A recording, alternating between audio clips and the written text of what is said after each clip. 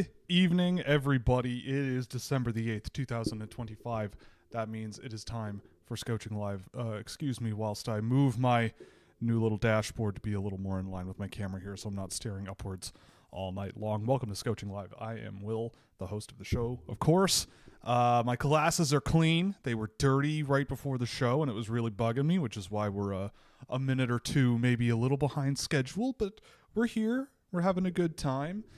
Today was a big day over at Scouching headquarters for a couple of reasons. Number one, any level subscriber now at any tier has access to a full archive of all my prospect trackers since 2017. I bundled them all together.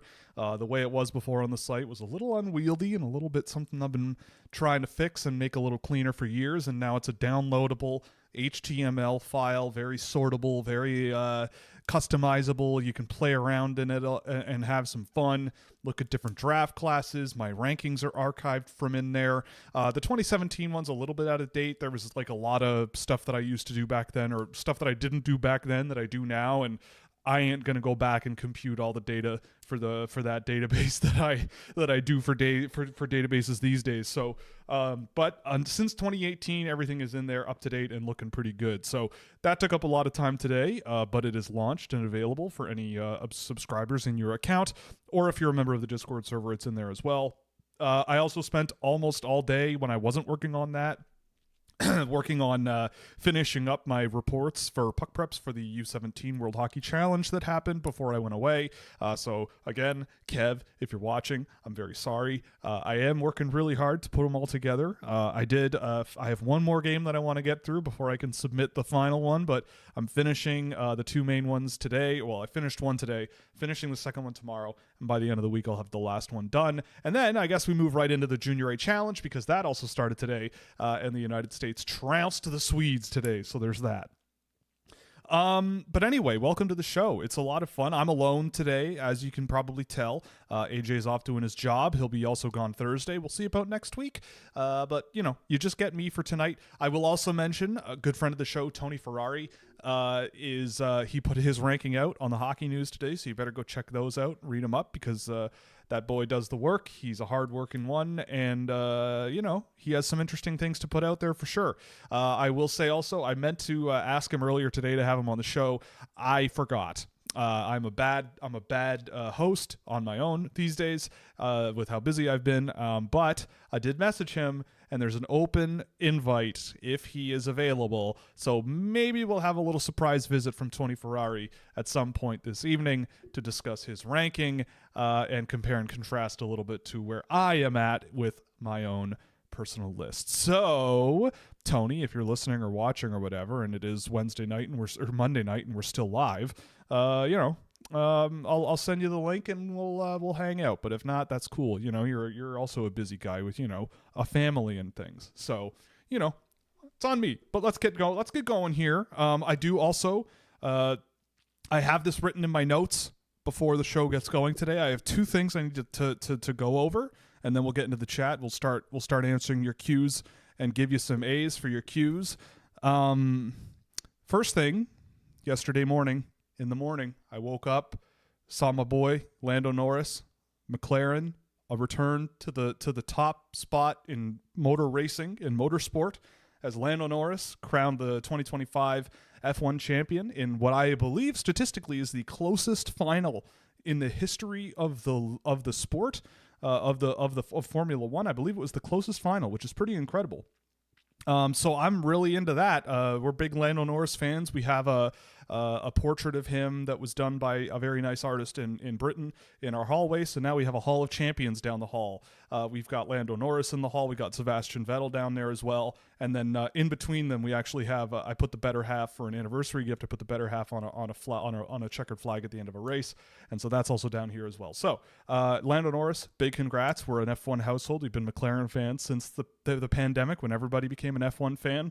We've been in the dumps, and now we're back to the tippy top. So here we go. And the other thing too, and this is for my Toronto people. I'm a Toronto boy. I'm a transit nerd. I grew up in Toronto. I would love to move back at some point. The Toronto Finch West Light Rail Transit line is now open, everybody. Let's give a round of applause for Metrolinx and the TTC for opening up a new transit line. If you're not aware, the Finch West bus in Toronto is the busiest bus in the city by about 25% than any other bus line, and the next highest is Eglinton, and that's also getting a light rail that apparently is opening in the next couple of weeks. So the Toronto transit system is growing all of a sudden quite rapidly. Thank God. And, maybe we'll have the Ontario line by the time I'm 45. Who knows? But you know what?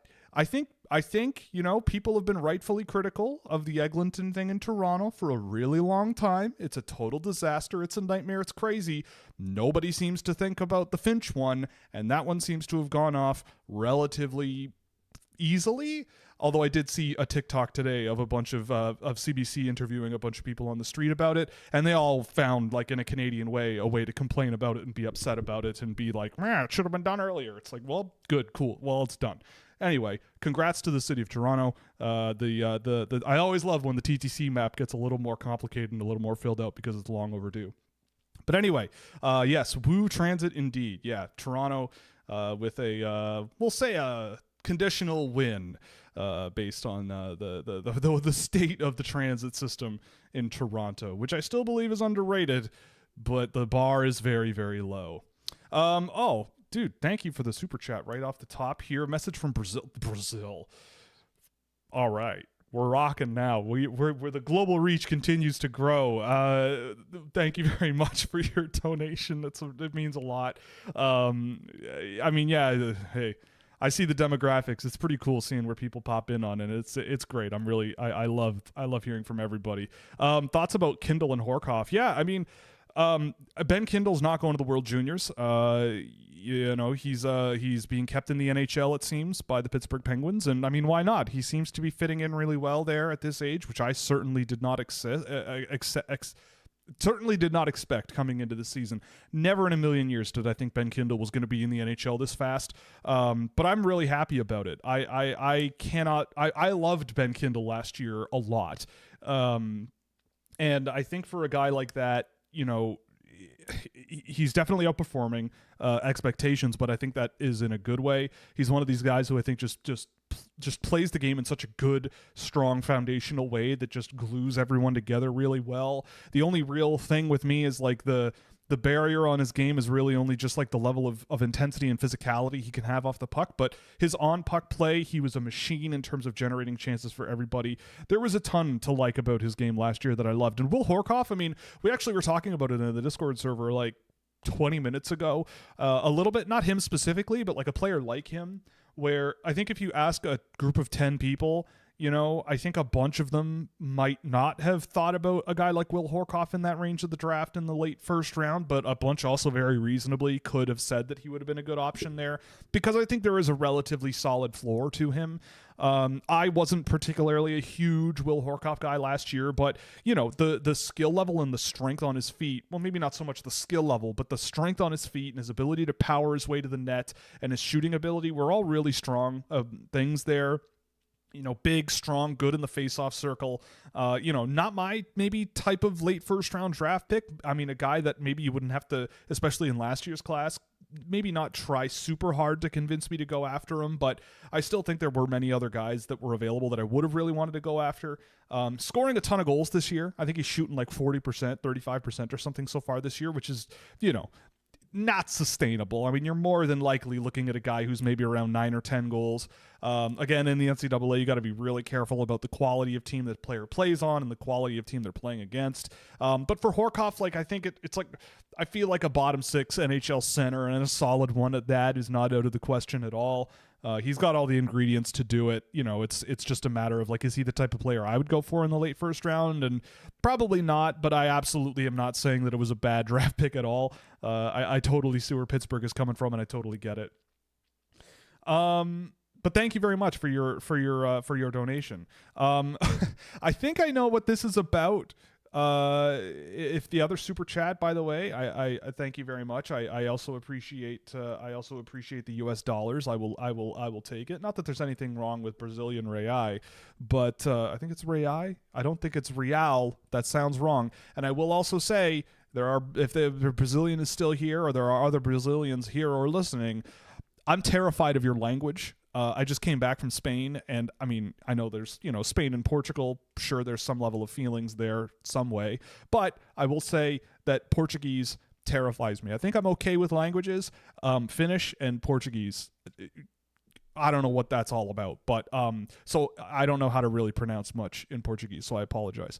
What was I talking about? Oh, yeah, the Hoosiers. Is that Indiana? Is that yeah, the Indiana Hoosiers, right.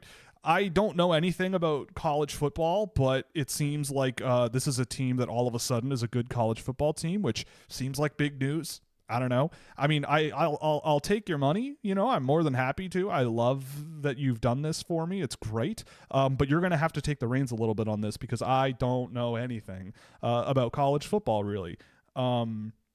Honestly, the most I've probably gotten into college football is seeing which schools have offered Mason West a scholarship. That's about as deep as I've gone in college football. I don't know. I don't really come from a football family. I'm Canadian. The closest thing I've come is probably going to the Vanier Cup in Canada.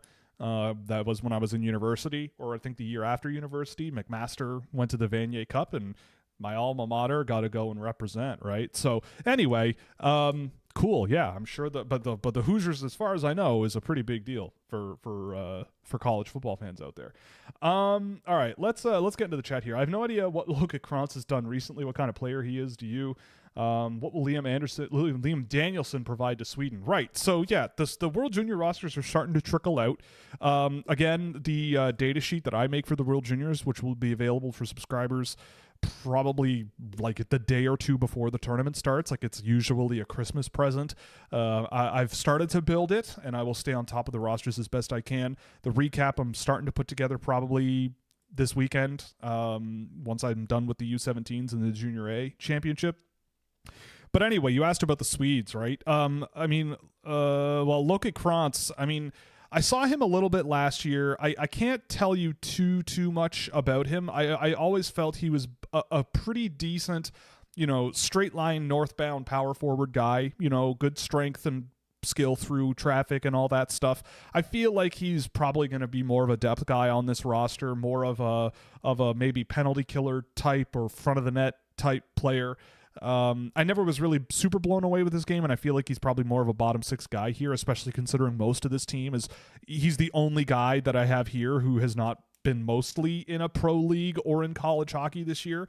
So we'll see how much they use him, but I see the argument for him on the team. Off the top of my head, I can't really give you a whole bunch of Swedes that should be on the team that aren't.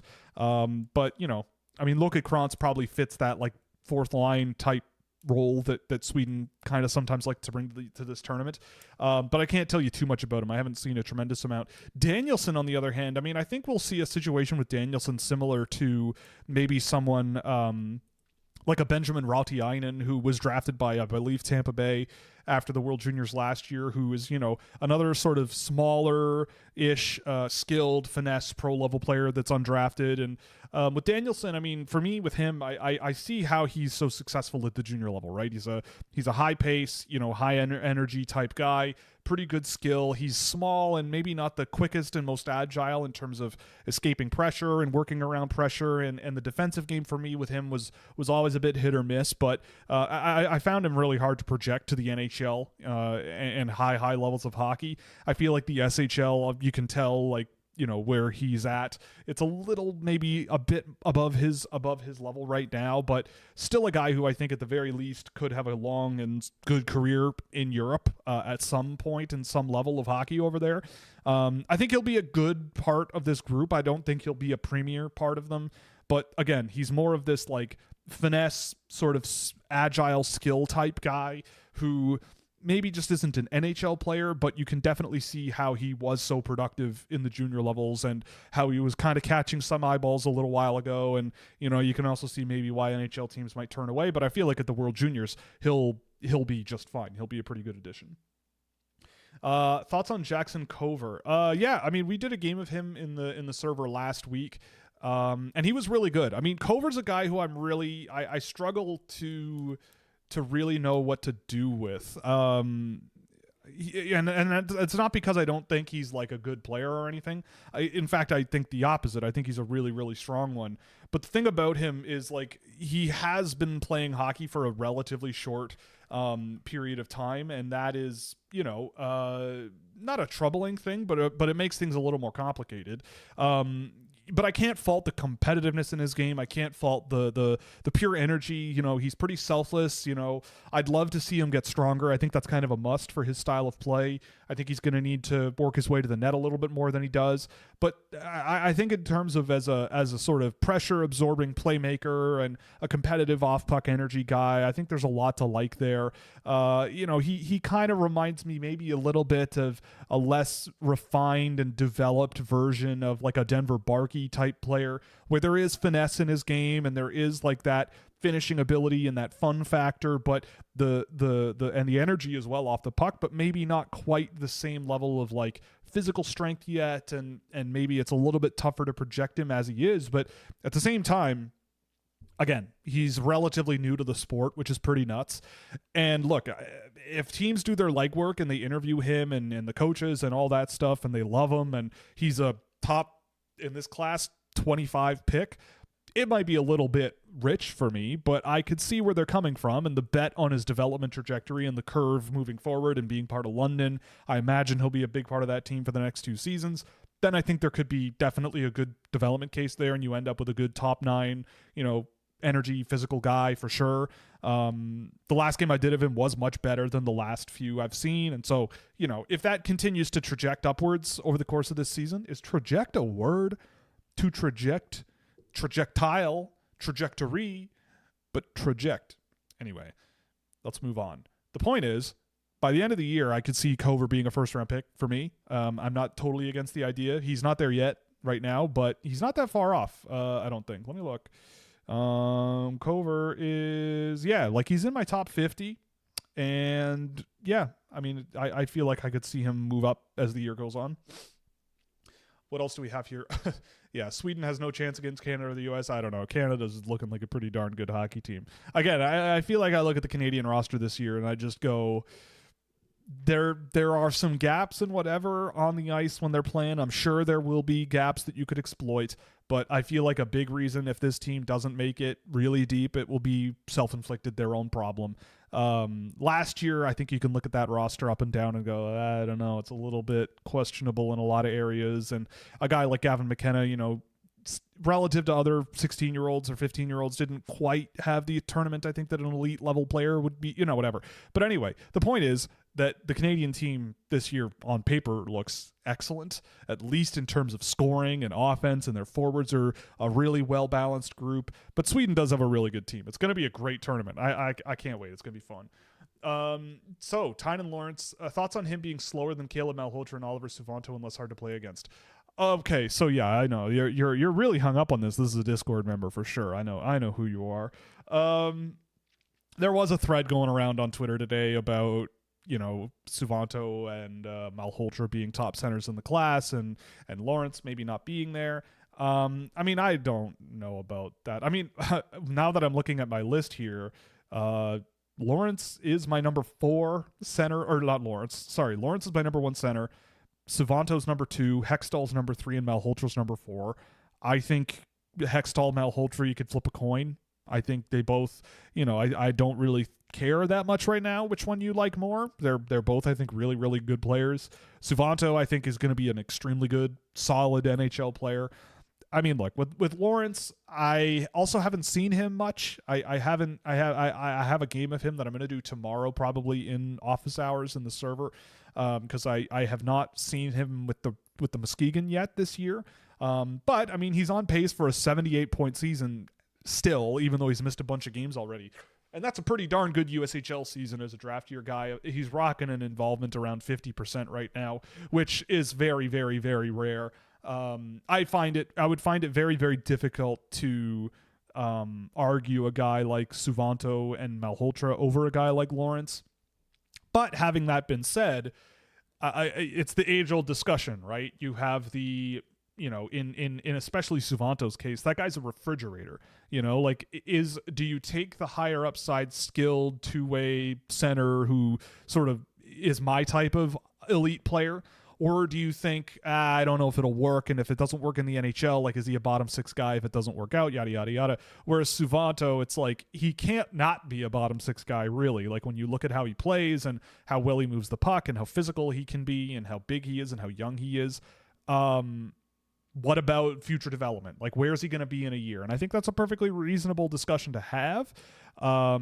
But I also look at Lawrence as also very young, and I go, where's he going to be in 3 years, right? Like, I don't know. I think he's an amazing player, and exactly the type of player that I really value, and that's not easy to find in this year's draft class, which is kind of weird because I do like this draft class a lot.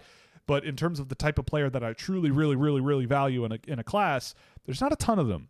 But Lawrence is for sure one of them. Have you checked out Maximus Crete? Are there any swings from Switzerland that teams might take? I was watching some guys the other day, not a ton in detail. I mean, Switzerland, there's the defenseman playing in the National League this year who looks okay, but I'm not sure he's an NHL guy. I can't remember his name, but there's one there. Let me look here because I don't really know. Because anytime I've seen the Swiss under-18 team this year, it's been pretty rough. I mean, Lars Steiner is the Swiss guy that I do really, really like. But I don't... Oh, that's the wrong Swiss under-18 team.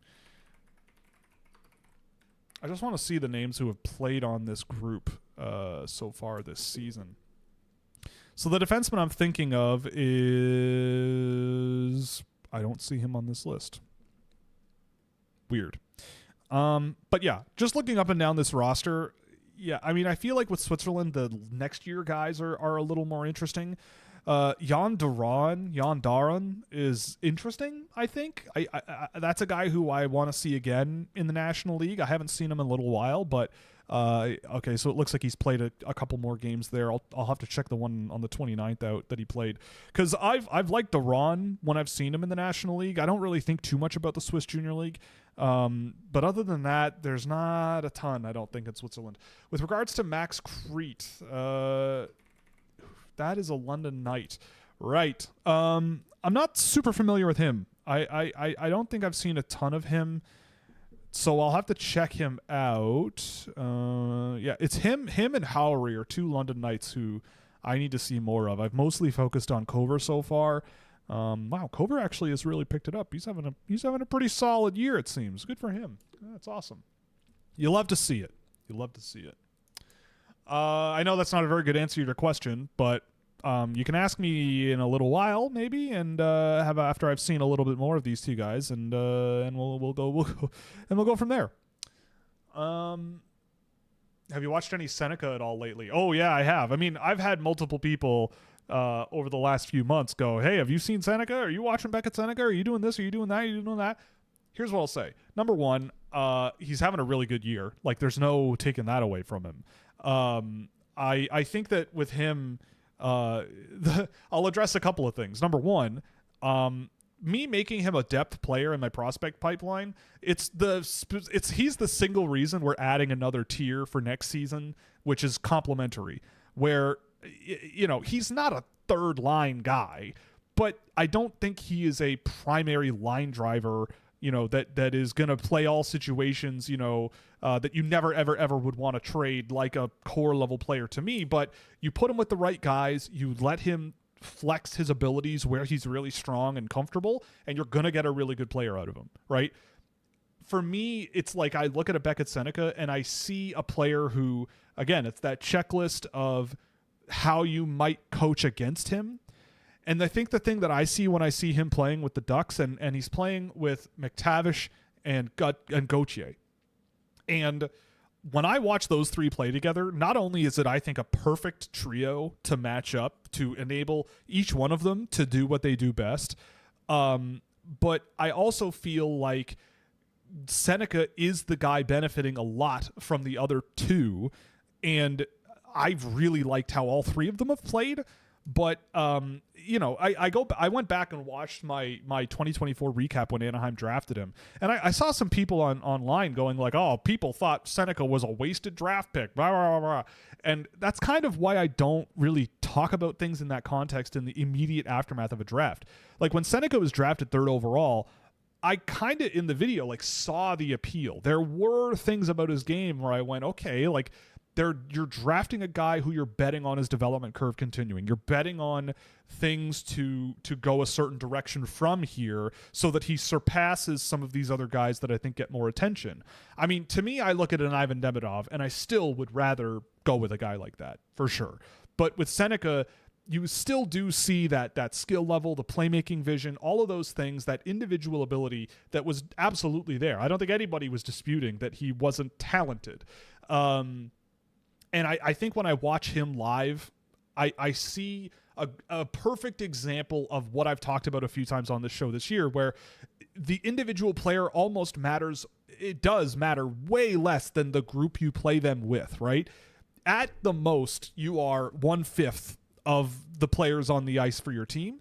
So you can't be the guy that does everything, and it's impossible to do that. So if you're the guy who is dependable and relied upon to do a lot, like I would say a Mason McTavish kind of is, you need the guys around you to be a right fit for you and able to sort of push those results in a good way. And I think that Seneca, for his playmaking and all of those sort of, his vision and all those things are very valuable. Cutter Gautier's finishing ability is very hard to wave away. And he's had some really good results as well. So I think it's a really good line that they've put together. Like Ivan Demidov is playing with Oliver Kapanen, right? And he's almost a point a game. And I know which center I would rather have my 19-year-old, 20-year-old playing with, right? Like, so there's context, I think, to the situation, but he's having a really good year, right? Like, for me with Seneca, it's like it wasn't really about his offensive abilities that was the doubt. Like if Beckett Seneca were, somewhere else where they were very far away from contention or something, like what maybe Calgary, right? Like if he were a Calgary Flame right now, I'm not sure we'd be talking about him in the same context. But with his surroundings in Anaheim and how young that team is, how exciting they are, it's working. Like it's working just fine, and you can't take that away from him whatsoever. So yeah, my thoughts on him as a player hasn't just all of a sudden changed because I've been watching him for years, right? Like I've just because he has points in the NHL, I'm not looking at him in a different light because it's about what I've seen already. But I think he's a good example of a reason why we need another sort of tier in that breakdown thing, because he's not, in my mind, one side and he's not the other, but so it's weird. He's a weird one, but yeah, good season is a good season. Zhuravsky's playing center and seems to have dropped the junior style nonsense. He's 5th in points per 60 in the KHL as the 18-year-old. Is he the real deal or the K has fallen off? I mean, it's probably both on some level. Like, hey, you won't get me complaining about Alexander Zhuravsky being a really good KHL player.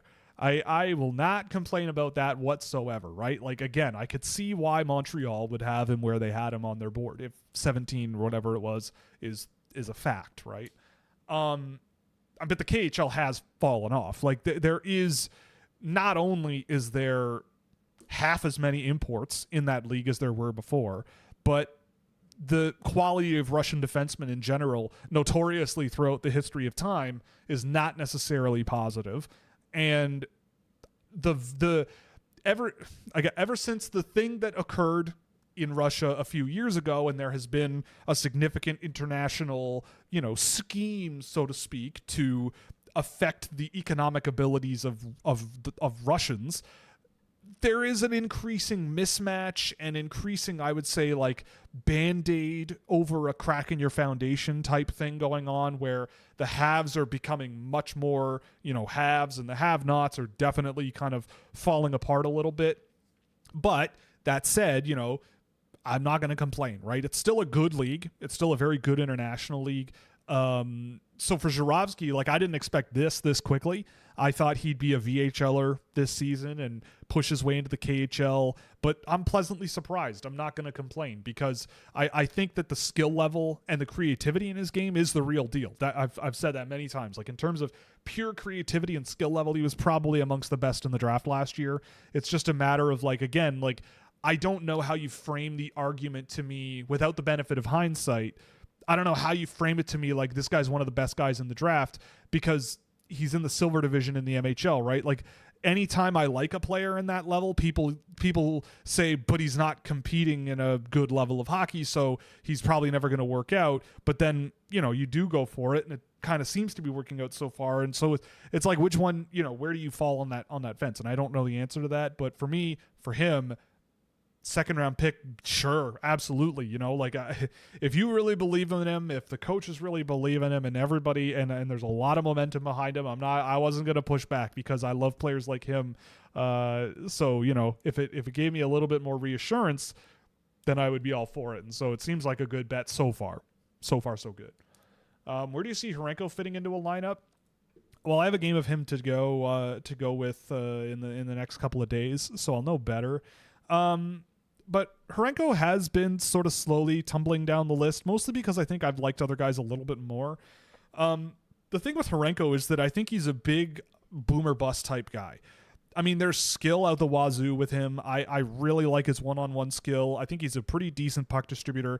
I don't know if he projects as a center. I don't think he quite has the skating ability or the sort of strength to do it in the NHL. And that does kind of concern me a little bit because it's like, you know, if you have any doubt about a skill player being a skilled player in the NHL, then you may as well not bother. And there is a shred of doubt for me with Horenko with regards to like being that offensively productive NHL level player. I think with him and Nemec, it's like they're both intriguing options that I would take a swing on, but would I legitimately actually consider them in the first round with some of the other guys that I have ahead of them? Probably not. But they're still good players. Like I really love the skill. I really love the overall energy, you know, that those two guys bring to the game. They're pacey, they're skilled. It'll just be a matter of like projection, and that's really tough to tell for players like that. But I mean, you know, look, I look back at a guy like Filip Mesar, right? Filip Mesar at this age did not look out of place in the Slovak top division at all.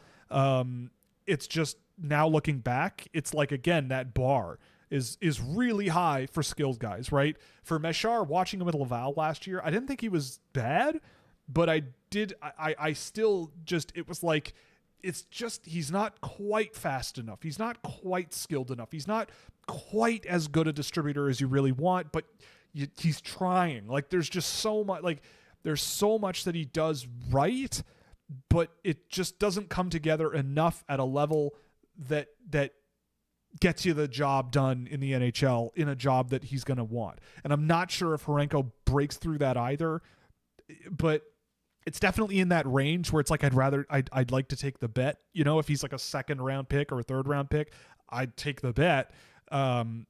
So yeah, I mean, it's a really mushy range though for me. Like, he's ranked in my first round, but it's really mushy, and it would not take much for me to be convinced to go in a different direction. All right. What do we got here? Okay, no Tony tonight, by the way. I just heard from him. There's no Tony tonight.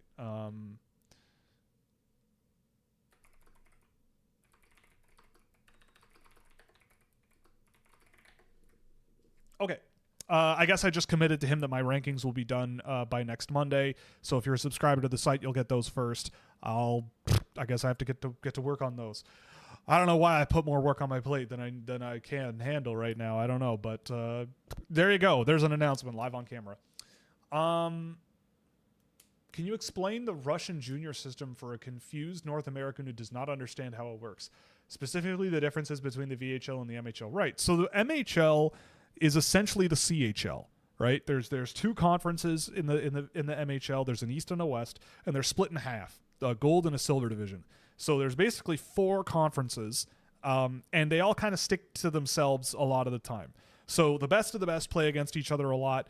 the worst of the worst play against each other a lot, and there's a bit of cross-pollination, but not so much. It's all one league, but it's essentially like 4 segmented sort of sub-leagues in a way, and there's like interleague play. It's like the AL and the NL in baseball, but there's 4 of them, if that makes any sense. And the VHL is just their minor league, so to speak, so not every team has a KHL affiliate or whatever, but they have these like sort of weird tacit agreements where guys can go up and down, or they'll loan them out or send them in or whatever. But a lot of them do have direct feeder teams, right? So the Toros, Niftykomsk is Salavat Yulayev's Ufa's second division team. So you see a lot of guys go, like Zhuravsky, I think skipped the VHL, but he would have gone to Toros in between. Scouching favorite Yegor Suchkov, for example, was a Toros guy for a few years. There's a lot of them that kind of bounce around, but the VHL is essentially the AHL of the KHL, and the MHL is like the CHL. But it would be like if NHL teams also who have AHL affiliates also had CHL affiliates, if that makes any sense. So it's a little bit different there than it is here. It's much more. It's kind of like a weird hybrid between like a typical European league and an NHL organization in a way, with some weird cross-pollination going on. All right. Come to Brazil. I actually went to Brazil briefly once. I thought it was cool. I only really was in Sao Paulo and Rio. I thought Rio was extremely beautiful. I don't know any other place that looks like that. Brazil was cool. I don't know. I would like to go back eventually, but admittedly, it's not super high on my list. It's really far from Canada to get there. Mathis Preston reminds me a lot of Matthew Barzal. Speedy, creative, can dominate possessions, similar overhandling, poor decisions, and inconsistent effort, and less production than you'd expect. Sure, fair enough. I could see that. I'm not going to complain. I love Matthew Barzal. I would say with Preston, it's maybe not so much an inconsistent effort, so much as it's like when he's not moving his feet, he's way less effective on the game. I guess that is an inconsistent effort, but I don't know. I don't know if it's so much that he's like not trying, but I don't know. I do see where you're coming from, though. I totally get it. Totally get it. But I'll take Barzal for sure on my team any day. I don't know if this is a real person. So as is tradition, I'm Googling it. Yeah. I knew it. Thoughts on a Brazilian singer and songwriter. Milton Silva Campos de Nascimento, also known as Batuca. Well, I mean, anybody who's won 5 Grammy Awards must be good at what they do, right? So sure, I mean, he seems like a cool guy. When he had hair, he looked cool. He had cool hair. There's that.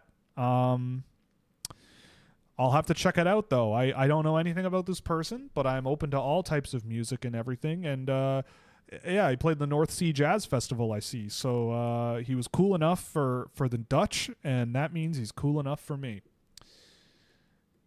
Any potential line drivers outside the top 10? Well, let's see. Outside my top 10? Oh, where's my list here? There it is. Outside my top 10? I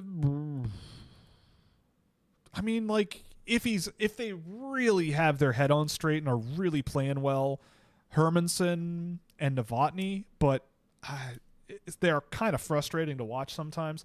Hextall could be a good line driver. Like, Hextall's a guy where it's very Kindle-like. Like, if his skating ability and like the physical play can get a little bit better, everything will just get way, way, way, way better. And that's something I've always valued. And he's a really good line driver. Logan Stewart is a really good transition player as well. Up the middle of the ice. Like, I think he's one of the more underrated sort of, if you like, speedy centers who just go and have a ton of speed and overcome their size deficiencies well. He's one of them. Again, I'd throw Nordmark in the same category as a Novotny and Hermanson at his best. But overall, I don't know. There's not a ton of them. in this year's draft, which is weird.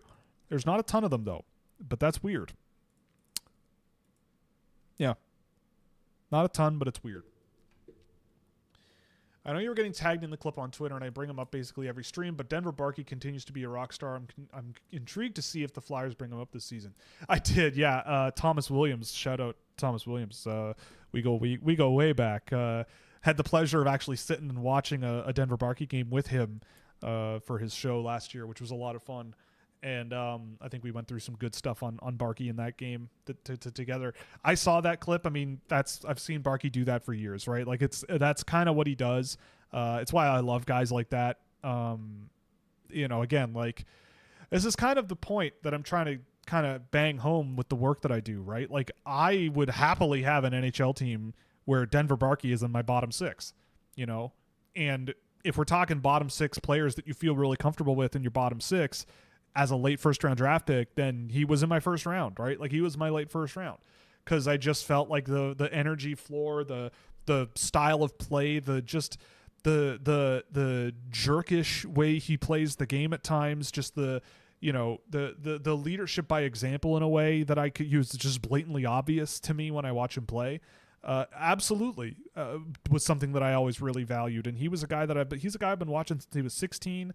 I remember watching one of his first preseason games in the OHL in Hamilton and going, who is this guy? Like, what is this all about? And really loving him ever since then. And he went to the perfect team too. Like he's such a flyer type player. Like that's just a master pick where they took him. And yeah, if I redo team scouting for a number of teams, he's on quite a few of those rosters. It didn't take very long for him to be one of the best players available for me, so I'm glad that things are working out well so far in Lehigh Valley. And I mean, look, on the Flyers roster, I can't imagine he's too much further down the depth chart from getting a look with a couple injuries maybe, or a trade or two or something like that. But I'll be patient. Rome wasn't built in a day, and Denver Barkey's NHL career wasn't built the first year he comes to pro hockey. All right. Misa to the World Juniors means we're down to 2 in the 2025 NHL Draft survivors, Schaefer or Kindle. Yeah.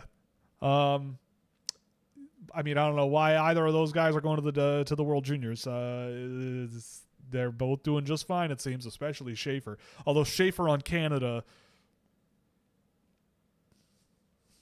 what could have been last year, I'll say that. But what a day, what a time that could be. For serious, how much does Misa Real? Yes, okay, so it is Brazilian Real. Got it. Okay, got it. How much does Misa going to join Team Canada help their career? Help their at the World Juniors? How does it help their cancer? I don't know about that.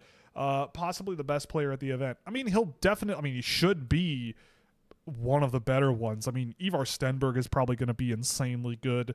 Frondell, Eklund, Bjork, all of those Swedish players should all show very, very well. Misa, yeah, I mean, I think Misa should be one of the key guys on Canada. A guy like McKenna there as well, ideally, should be a key guy. I could see either of those guys doing extremely well. I think Canada has a lot of guys like Misa. You look at Reshny and O'Brien and who else is in here? Coots, even to a certain extent. Just really good distributors up the middle who kind of have solid two-way or double threat offensive ability. Maybe not so much Reshny, the dual threat offense thing, but it's there. I mean, Desnoyers as well is another example of that. I mean, it's hard to build a Canadian lineup that isn't good with this group, I don't think. And so, yeah, I mean, I don't know, if the Canadians didn't have Michael Misa, I don't think they would be a bad looking team whatsoever. I think they could still make it work. But he should be a huge addition for them, right? Going from the NHL and that type of environment back to junior. Yeah. I mean, he should have no problem. If it's a problem, then that's a bit of a problem. Portuguese is really hard. Yes, it is, for sure. It's one of those languages that when I hear it, I just go, you may as well, I mean this with the utmost respect, but you may as well just be going, blah, blah, blah, blah, blah, blah. And I'm like, okay, Yes, I will go to the store and get you some milk. Yes, of course, I will order you a sandwich from the local sandwich shop. Yes, of course, I understand you. I don't get it. And yes, it is like Russian and Spanish had a baby. I and you'd think that with Portugal literally being the only country bordering Spain, that it would be a little more, understandable. Although I'm sure that there are people here who understand Portuguese and Spanish history and geographics a lot better than me and might be able to explain the linguistic differences between the two languages. I don't know. Maybe. Because there has to be an explanation, because you cross that border, and in my mind, it goes from, I never took Spanish, but I can kind of maybe sort of follow-ish what's going on, to I may as well live on the moon here. I don't get it. Any thoughts on Simas Ignatavicius? Yeah, I mean, I've been watching this kid since last year. I like him. I think there's an interesting sort of top 9 power forward there in the NHL. I think his skill level needs to come up a bit, get a bit quicker on his feet than he is right now. But, he does have some of that sort of puck control that you really want to see in terms of creating lanes and crossing guys up at a high level of play. But he's not, I don't know. He's a guy who for me is maybe a mid-round bet on size and strength and growth from here. And there isn't, I need to see more of him, honestly. I've been watching a lot of him, and I still don't quite know what I think. He's one of these guys where he can be frustrating on some shifts and be really impressive on others. Dancing through traffic one shift and then bobbling pucks and firing pucks to nobody and turning them over to the next. And, so for me, I have him in my, late second round, something like that. But he's a guy that I do want to see more of between now and the end of the year. I don't believe he's at the World Juniors right now. By the way, shout out to the World Juniors. The Division 1A and B are going on. I don't think it's happening as we speak, but they are. We are into it. But I mean, this is a player who I do like quite a bit.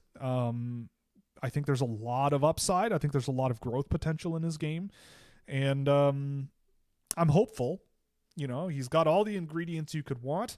And I'm looking forward to seeing more of him. I really am, because I think there's a good, interesting project player here who could grow quite well based on the size and the flashes of skill and the overall approach to the game that he has on the wing. What's the likelihood of Michael Hage playing center in the NHL versus ending up a winger? I don't know, and I'm not going to put it this way because I think it's not a good question, but I don't really care. I think it's a situation where you have the luxury of flexibility. I think if he ends up a center, I wouldn't be surprised. I think he would need to be more of you'd need to give him more of an offensive job and of an offensive presence. And so if you think that Montreal could use another sort of 70-30 leaning offensive center who is very, very, very skilled and really good in open ice and all that stuff, then sure, yeah, I probably would try that. I wouldn't write him off as a winger right away, or write him off as a center and make him a winger right away. But I would certainly not be upset, because if he ends up a winger, you've got a really good offensive player there. I think Hage is a top 9 player in the NHL of some kind, who can make plays and get to the net and play with really good pace up the middle of the ice. I would try him at center for a while before calling it a failure. Which I'm not saying it would be, but I want to see what it looks like giving him a long run there. And because the big thing is strength and I think faceoffs may be a little bit overrated in terms of the actual process of winning a faceoff, but it really is, a lot of it is the things that happen after a faceoff. If you lose a faceoff, can you win the puck back? And that's never really been something that I saw in Hage's game at 17 and 18, where I thought that was a strength of his game. I thought he was much more of a puck possession sort of offensive generator, which is fine.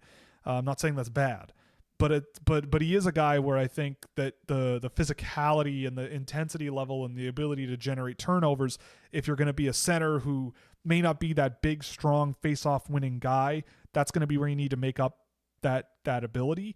or that lack of production there in the faceoff circle, then I feel like that might be a bit of a question mark for me with Hage as a center. But I don't want to write him off now. I'd rather see it tried and see how it goes. And if he ends up a winger, I'm not upset either because he's a really good player. No. Why isn't Rudolph in your top 50? Well, I believe he is, but he's 50, right? Oh, no, he's not. Is he? No. Is he? Oh, my God. Why do I not know this? Yes, okay. So he is number 50. He is in the top 50. With Rudolph, like, I think it just comes down to the way that he plays as he is now not being something I have a ton of interest in. Like, Rudolph, if you really pay attention to him off the puck, like, he does a lot of things that I'm surprised scouts aren't more critical of, right? Like, a defenseman standing straight up with their knees not engaged at all and sort of just gliding around the ice and not tracking plays super well. Like, I think to some people that might just be he's in the right spots all the time. He doesn't need to do whatever, blah, blah, blah. But like when I see him challenged with speedy, skilled guys, when I see him challenged on dump and chases where he's got to pivot and win a battle and win a race and all of that stuff, there just isn't the level of engagement and intensity that I look for. That, you know, either he's turning down the dial because he can and doesn't have to do whatever, and it'll work out because he turns on the dial at higher levels down the road. Maybe that's true. I don't know. I'm just going off of what I see. He's a guy who I think also can be cast as like a really smart passer because of some of the plays that he makes, which I think is true, but the puck doesn't spend very long on his stick a whole lot. And sometimes he makes great plays, and if you want to focus on those, that's fine. But sometimes he makes just the first thing that comes to mind without really looking or checking or whatever, and it either is a turnover or he gets bailed out by his teammates. And, you know, again, it's like if that's something you are fine with or that's something you don't really see, like, okay, that's fine.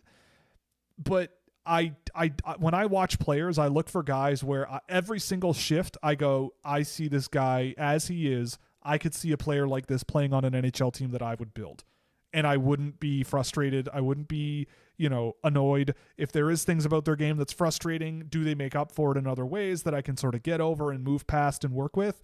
Like a guy, maybe like a Mathis Preston, for example, or a William Villeneuve, or an Xavier Villeneuve, maybe. But with the Rudolph, I just don't know. And he's a very heavy volume shooter in the offensive zone. Like, I don't know. Projecting him to the NHL is really tricky for me as he is, especially if you're talking about him as a top 20. Like, maybe he's a guy who is just, he's fine that way in the NHL. He doesn't really look like the most engaged present player ever, but the way he passes the puck, it doesn't really matter. Maybe that's how he works out. I don't know. I just don't know an NHL defenseman that plays like that. So if there is, I would like to be, you know, have that muscle tweaked, and I'd like to know who that player is because I don't know.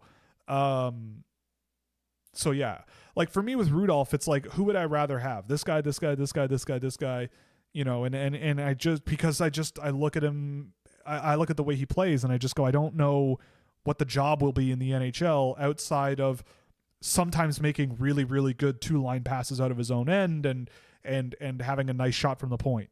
You know, like, and I see how that's successful in the CHL, especially in a world where the CHL, a lot of the older, better talent is leaving sooner.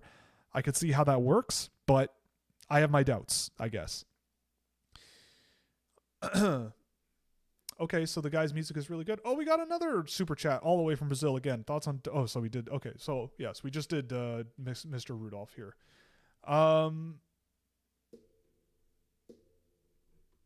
All right, what are we doing here? Where are we?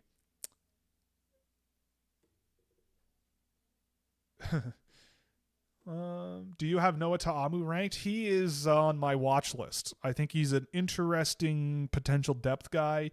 Would I draft him in like the second round? No, but a mid to late round guy that I think plays a safe and dependable and physical defensive style of hockey. I'm in. I like him in that sense. Austin, with no AJ, I'd be happy to come host. The caveat being, instead of Leafs content, I'd want to dive into summer camp stories. I'm in. Austin, you tell me the day and time, the show you can make it. We can exchange summer camp stories on camera till the cows come home. Because I know there are plenty for me. I almost died. Well, maybe I didn't almost die, but it felt like I was going to die. I don't know if I've told that story on camera before, but yeah, there was an instance where I definitely had a bad time at summer camp. Really bad. About as bad as you could have, to be honest. How do you feel about Nordmark?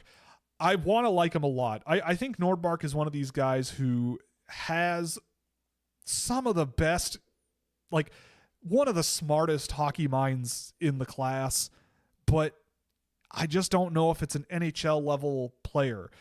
Like, I feel like I'm getting more confident that he'll find a way to make it work. And I know I just talked about Rudolph ad nauseum for a guy where it's like, I don't know if his style of play is going to work.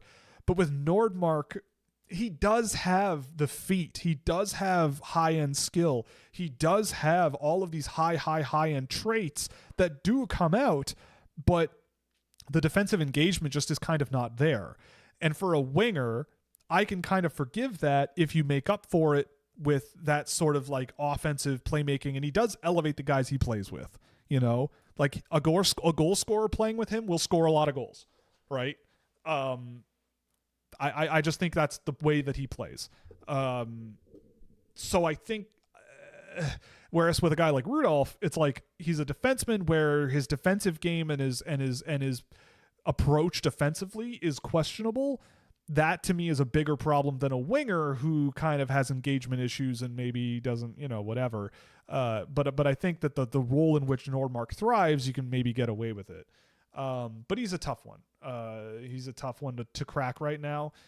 So I will be keeping a close eye on him. I do need to really start getting to the point of focusing on like the group that I really want to focus on to get a better read on, because there's a lot of interesting players this year, and it's been really, really, really, really hard to focus in a class like this and get a good read on a whole lot of guys. It's really tough, and that's a growing small concern for me. But we always get there by the end of the year, I think. Maybe, sort of, kind of, hopefully.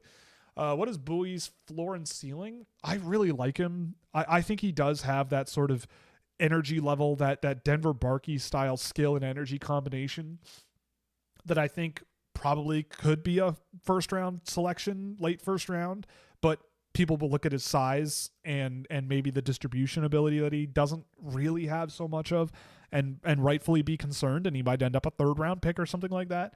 But for me, I think that just the raw energy in his game and the skill level and the shot that he has is ridiculously good. And there's enough there to chew on and work with that I think that he could be a bottom six, some type of NHL player in my bottom six. But again, it's like he's not the biggest guy in the world. So in my NHL team that I'm building, like my bottom six is just small, rambunctious, physical, energetic hounds who do what they can and move heaven and earth, which I'm fine with, but it does make you look a little insane after a while when you've got a bunch of those guys floating around, and Bowie is one of them. But I really like him. Indiana was the worst football program in Power 4 history, but they won a conference title. First time since 1945. I mean, doing the a thing for the first time since 1945 is a pretty incredible accomplishment. So there you go. What happened to Collier? We watched more of him. That's what happened. Okay, so traject is a word. Got it. Dave Cameron's horrendous coaching last year didn't help either.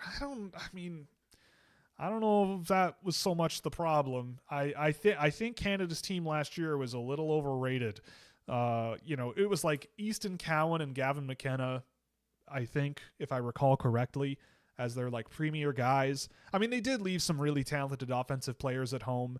Parekh is coming this year. They probably should have had him last year. But, I mean, like I would have had Parekh over like an Andrew Gibson for sure. So I feel like the roster selection was pretty flawed from the get-go. But I also look at that team and the Czechs know how to play Canada, right? Like that's the thing.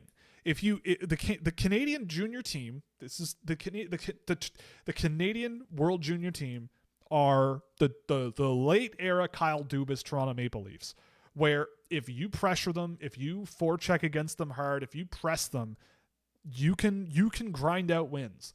And the Czechs have done that 2 years in a row. This year, I think it will be a much more difficult story for them to do that, but you never know.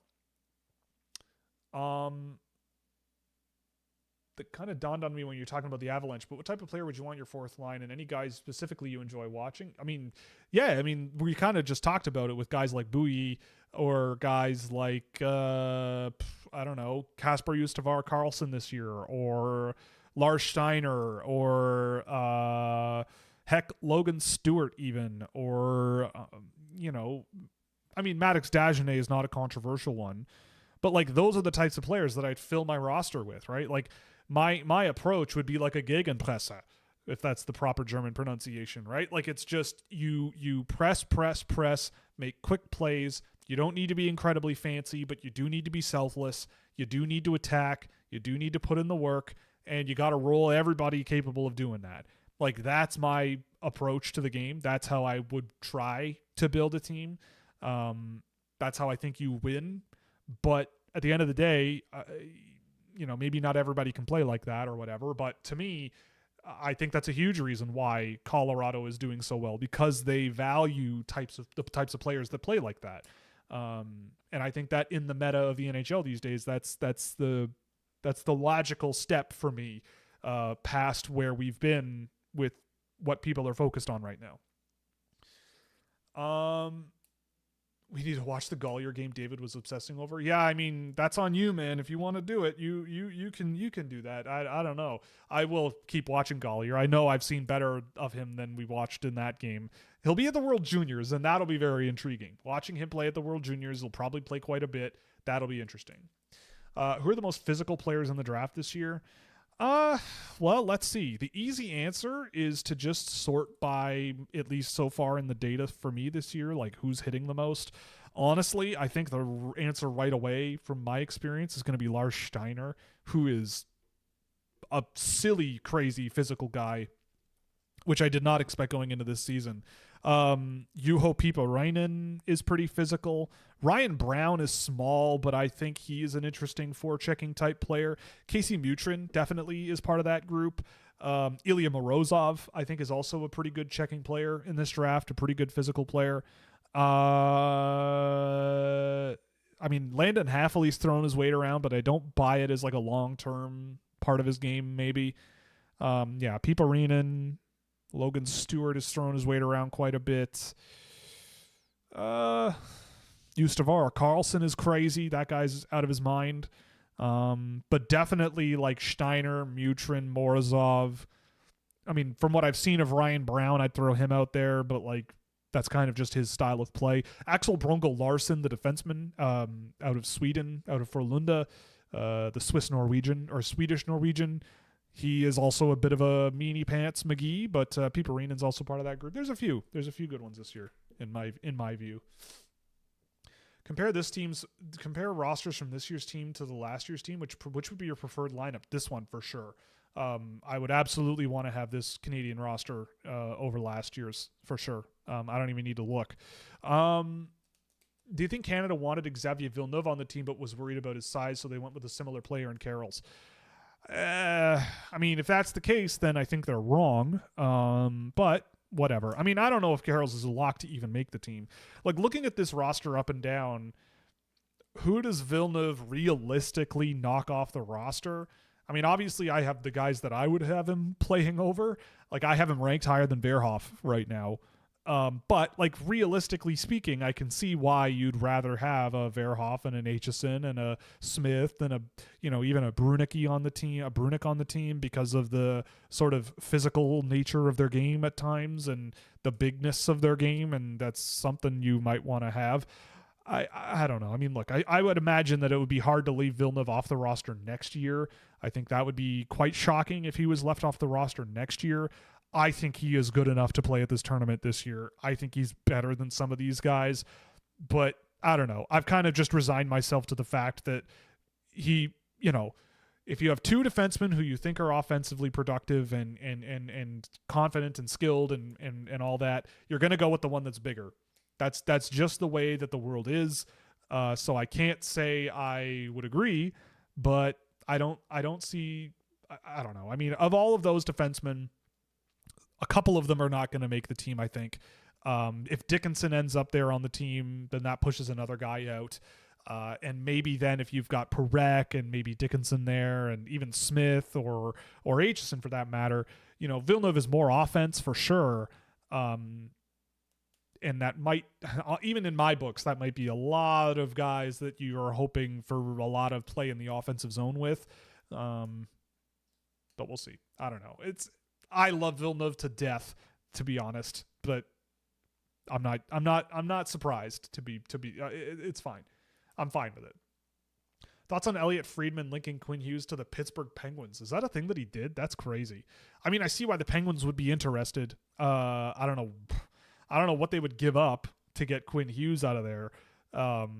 Unless Vancouver seriously thinks that if you trade Quinn Hughes in a Joe Thornton style, give me two young-ish guys to play in the lineup right now and a first-round pick. If that's the package Vancouver's looking for because they still want to be competitive, then I guess Pittsburgh has the pieces to make it happen, I guess. But, like if it's like a first-round pick, Brian Rust and, I don't know, Harrison Brunick. Like, I'm not saying that's what's going to happen, but I don't know. Like, is Pittsburgh going to give up a Bill Zanon or a Ben Kindle? I don't think so. Kindle maybe could be part of that group, but I feel like Pittsburgh really likes him.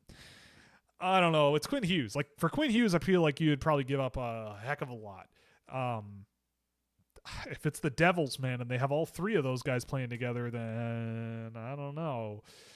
But that's devolving real quick, eh? I mean, that is becoming a bit of a pain for the Vancouver Canucks, and probably for Quinn Hughes, honestly, at this point. Like, I don't know. What can you say about the Vancouver Canucks? It's rough, the situation that they're in. Like, Jonathan Lekaramaki was first-line center the other day, and now they've demoted him. Like, I don't know. It's looking questionable. I don't know. And I don't know what you do if you're Vancouver, but yeah, I don't know. And Quinn Hughes, man, like that, if they do if they do the thing, that is a make or break move. That is going to be that is a bellwether trade where after that trade is done, if they do it, where the Vancouver Canucks think they are. And it's going to be a trade that in a few years, you're going to look back on and go, that was a turning point. For better or worse, that was a turning point. Either it was the start of a rebuild they desperately needed, or it was a move that they made to remove a distraction, and it fixed the ship. They got some good players. Or it's the move that they started a rebuild that didn't work. It would be a huge move. I don't know how you have a 26-year-old Quinn Hughes on your roster, have one playoff run, two, I guess, in his career, but one recently, and end up having to trade him because he doesn't seem to want to be there long term. Like, you've had him for so long and it's just not gotten there enough. And with a guy that good on your back end, like, it's just insane, but here we are. I don't know. It's unfortunate. You don't like to see that happen, right? Quinn Hughes is such a talented player that you really, really want to see him go deep in the playoffs every year. Like, why shouldn't he? He's that good. So if you trade him, I don't know what you're going to get for him. I don't know what would be enough.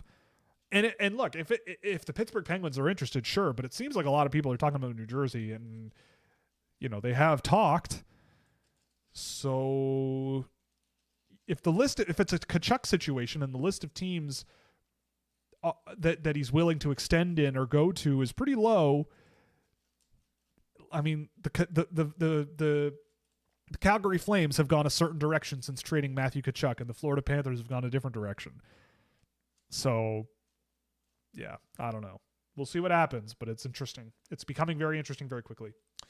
I really like Cullen's play driving at the prospect showcase. Realistically, where does he go? I could see Cullen being a first-round pick. I really, really like Wyatt Cullen. He's at the tail end of a tier that stretches from the end of my first round into the middle of the second. But I love the playmaking ability. He's young. I think his shot is underutilized right now. I think he is still maybe getting his legs back from being injured, because I remember watching him last year and going like, who is this guy? Oh, he's Matt Cullen's son. What is happening? How old am I? What is going on here? But you know what? I really like Wyatt Cullen. I think he is an extremely good complementary presence on that team. I don't think he's a huge transition play driver really as a puck carrier, but his passing ability is really good. He sees the ice really, really well. And if he can get stronger and physically develop a little bit from here and be able to create a little bit more space for himself a little more often and create opportunities for himself a little bit better, then yeah, I think the sky's the limit for him. I love him. If I was talking to people and they were like, oh yeah, I know you have Marcus Nordmark ahead of him or a Mikey Burchild or a Landon Amerheim. What about Wyatt Cullen? I go, okay, sure. If there's 6 of us around a table and 5 of you really would like Wyatt Cullen as an agreement and I'm the 6th guy, you don't twist my arm. We'll do it. I really, really like Wyatt Cullen. And I think by the end of the year, he could be a really, really good option. Something I've been thinking about. If you're a mid NHL team, and I know it depends on the situation, are you more pro tear it down or retool if you had a final say as a general manager? I mean, it really depends, right? If I'm a mid-level hockey team, if I'm a playoff bubble team, 95% of the time, if I'm a playoff bubble team, I am always team try to make the playoffs, right? It depends. If I am just taking over as a general manager and the team is 30 something years old, the core guys are, and we're, struggling to, it was a former contending team and they're struggling and this and this and this, then it might be a little bit of a different story, right? But if I'm a bubble team that has a bunch of guys in their prime and, we used to be not so good and now we're sort of on our way up and whatever, then I would go, okay, we got to add, right? Let's find a way to sort of add and make some additions and take things up to the next step. You know what I mean?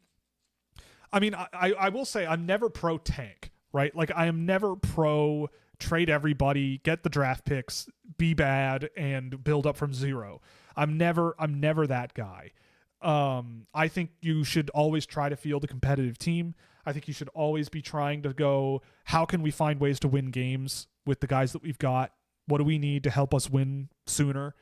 Because I'm a believer that, yes, it's really nice to have first, second, third overall draft picks to build a team with. But if you draft well, if you hedge your bets well enough, and if you catch a falling star enough times in the middle of the first round or second round or whatever, Lane Hudson, late second round draft pick, right? Guys like that happen relatively often. Well, not relatively often, but more often than you would think. So if you can sort of spot those guys and just go, it makes your life way easier, right? So for me, I think I would always sort of look at it as, let's try to do things through the draft, but also not tank, right? Maybe there are some veteran guys with an expiring contract next year and teams are calling about them. And unless they are key veteran leaders in I'm a believer in a level of leadership being important, especially if you do want to get younger and trend towards the future, right? For Toronto, for example, there were guys they kept, right? And they burnt it to the ground, but they kept some guys. The Chicago Blackhawks, they have some guys still that are poking around from before, I believe. Maybe not actually, now that I think about it. but there are guys sort of floating around on a lot of teams that are figuring it out. The Anaheim Ducks even have a few veteran guys that clearly they like having around for what they do in the room, right? Like I think that's valuable on a young team. But if there are just guys that are on the periphery that are, they're point producers and, they're veterans and they've been around for a while, but they're not that type of a person or whatever, for not saying they're bad people or whatever, but for whatever reason they're just not in that position, then yes, you probably move guys and whatever. But yeah, if I thought I had a chance to be a competitive playoff team, I'm going for it. I want to be in the playoffs. You have mid-team, but you have 1 to 2 stars, then try to retool mid-team, but you're full of middle sixers, tear it down. Exactly. Like if you've got star players on your roster, you got to have your your star players and go for it.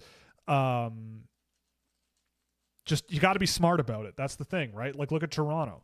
They went for it, and the guys they brought in to go for it and what they paid to get them in retrospect seems like a franchise-altering series of errors, And for what, right? Like they've won 2 series in that time, which is unfathomable. And here we are. But maybe they fixed it. I don't know.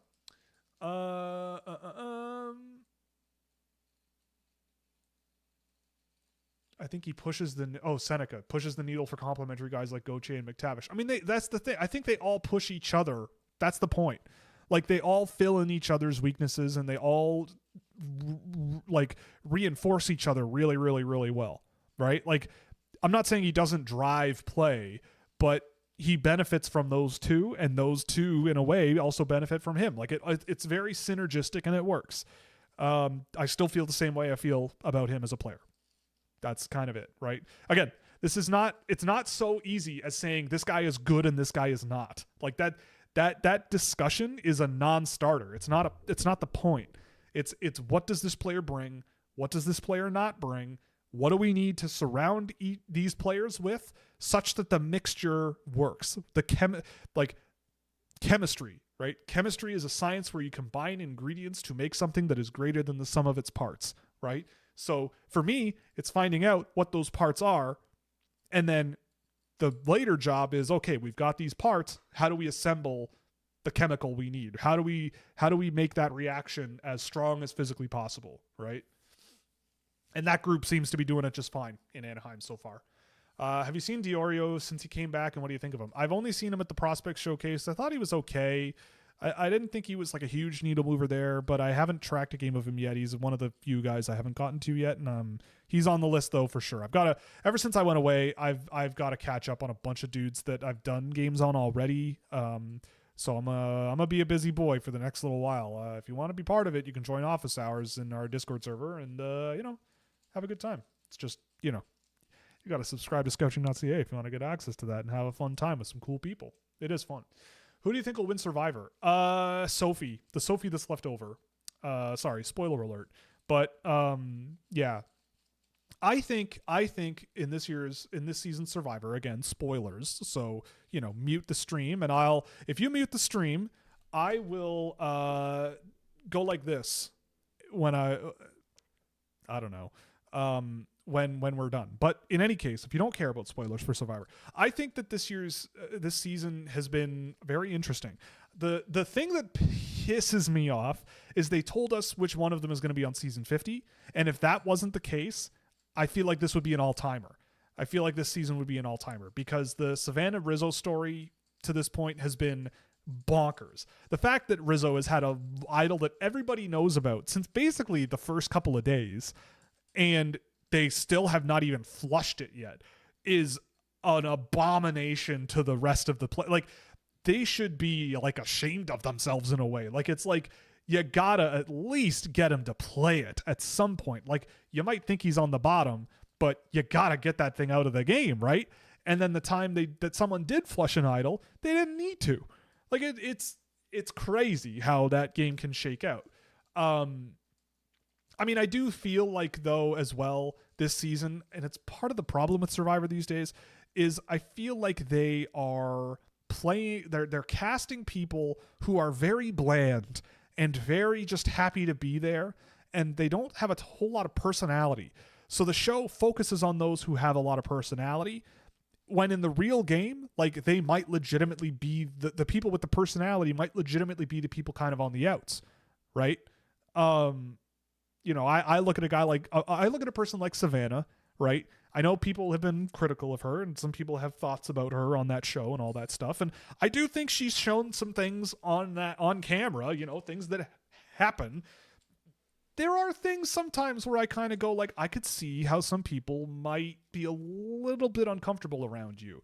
Like, not saying it because she's like mean, but there's like an intensity about her personality and like a directness that I think some people, especially like younger people and people maybe in my age group, which I think she is, she's a little younger than me, but the different people might be a little bit more uncomfortable with, and they might be a little bit on the wrong side of that, right? Whether it's for better or worse, you know what I mean? I think it's possible. And so maybe in that sense they are on the bottom, but the edit, it's like, well, there's nothing super engaging about everybody else, so we're going to present this group as the powerful ones. They are the ones that are calling the shots. And at the end of the day, at least Rizzo, that guy is I don't know. Like, I don't know how people haven't identified. Everybody's focused on Savannah, but I don't know how people haven't identified that, like, the guy who has somehow managed to convince us to vote for someone else while having an idol in his pocket might be the dangerous one. You know what I mean? I don't know. Unless they think that he's just rubbing everybody on the jury the wrong way, and at the end of the day, they're not going to vote for him. Like, maybe that's the case. I don't know.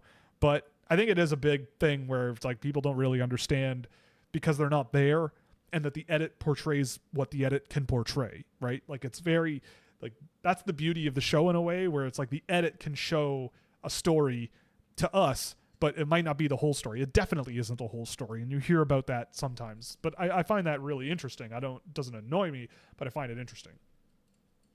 But I do think Sophie's going to win. I think Sophie's going to get to the end. She's going to ride the middle all the way to the end and come back and go, you know what? Like, I mean, it depends on who she's sitting with, but I think she has a good argument to win the game.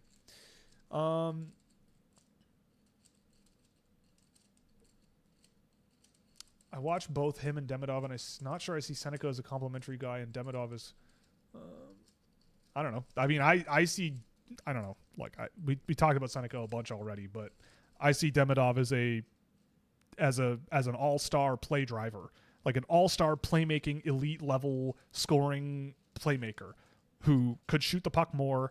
And I feel like if he were playing with Nick Suzuki or, even a Patrick Laine, right? Like, I don't think he is. I think Laine's hurt. But, like, someone who can just tee off, right? He's playing with Oliver Kapanen, who I think is a decent third, fourth center, but not a good pair for Demidov, I don't think. But anyway, how similar is Stenberg and Lawrence? Not really. I think Lawrence is a more active skater and everything, but Stenberg's skill level at various paces of play is outstanding. Like, Lawrence is also like almost a year younger than Stenberg. They're very, very young.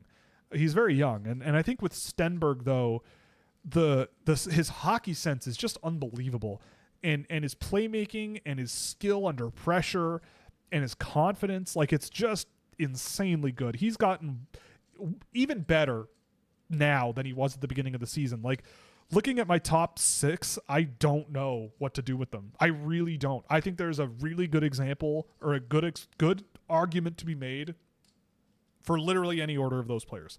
If you don't believe in Mathis Preston as much as I do, I get it. I see why. I'm not going to yell and scream and moan and complain about it. If you think a Stenberg is better, I could agree. Yes, right? Like, I think it's a similar draft class as any of the ones we've seen previously, where we look back and we go, yeah, this guy went first overall, but, like, the guy that went 4th is also pretty good, and the guy that went 9th is also really good, and the guy who went 8th is also really good. Like, I think it's going to be one of those draft classes. And so, yeah, like 2021 comes to mind, for example, right? Like, I think it's going to be one of those.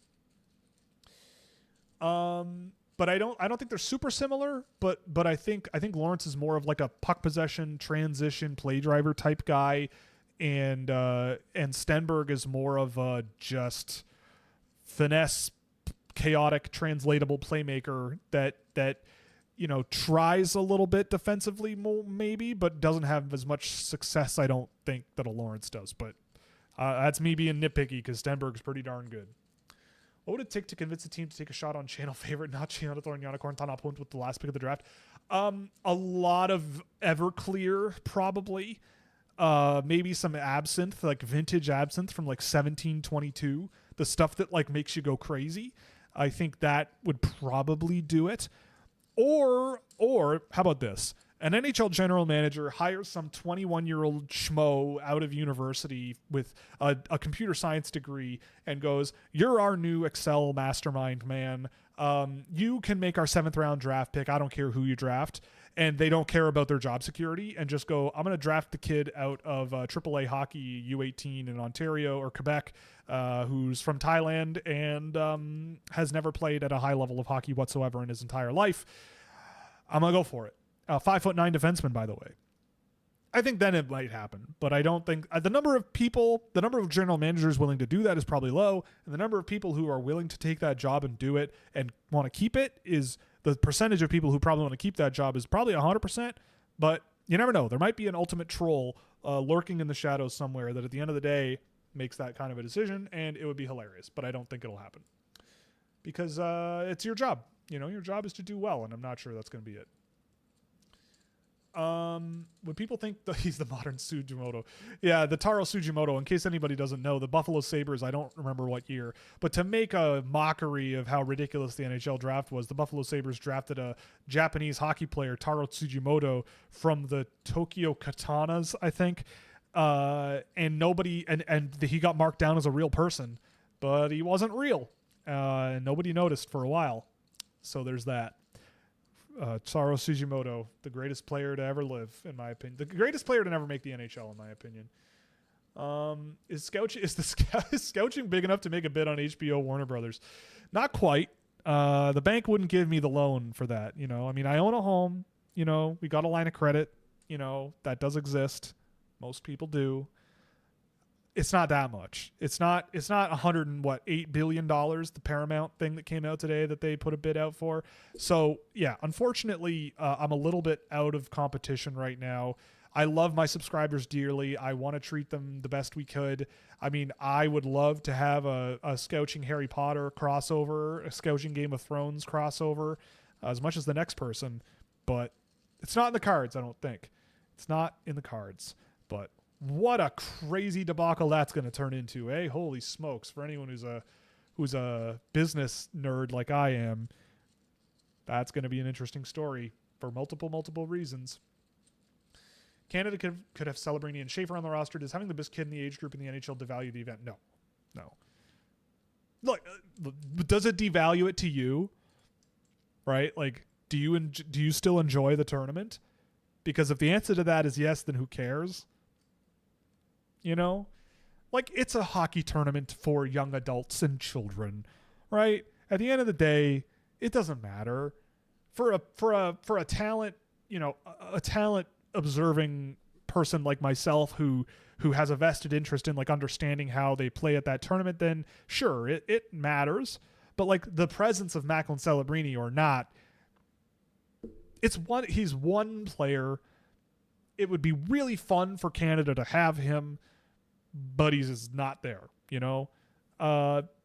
it's fine. I'm not super upset about it. I still have fun. It's just fun, it's a great tournament. It's a great time. It's a ton of fun. I don't care who's there or who isn't. It's fun. There's always great stories and everything. It's great. Canada's top 9 could be McKenna, Celebrini, Martone, Dane, Moyer, Misa, Kendall, Iginla, O'Brien, Hage, and half of those guys are from last year's draft, right? They could have that group. Most of those guys will be there, but they all will be except for Celebrini. So yes, I could say the same thing. Imagine 8 of Canada's top forwards are McKenna, Martone, Dane, Moyer, Misa, Kendall, Iginla, O'Brien, Hage. That's a pretty good group. Even if I'm not the biggest Dane Moyer guy, that's a pretty good group. Those are all really good players. Who's the most energetic players in the draft? When he's really going, Mathis Preston can really go. He's got a ton of energy. Viggo Bjork is pretty energetic too, honestly. I think he's kind of underrated in that regard. Chase Reed has some good juice as well. Mutrin. The physical guys we talked about earlier, Mutrin, Steiner. Victor Plante has a ton of energy in his game as well. I love Victor Plante a lot. Bowie. There's a lot of good ones this year. It's a fun year. It's a fun year for energy, guys.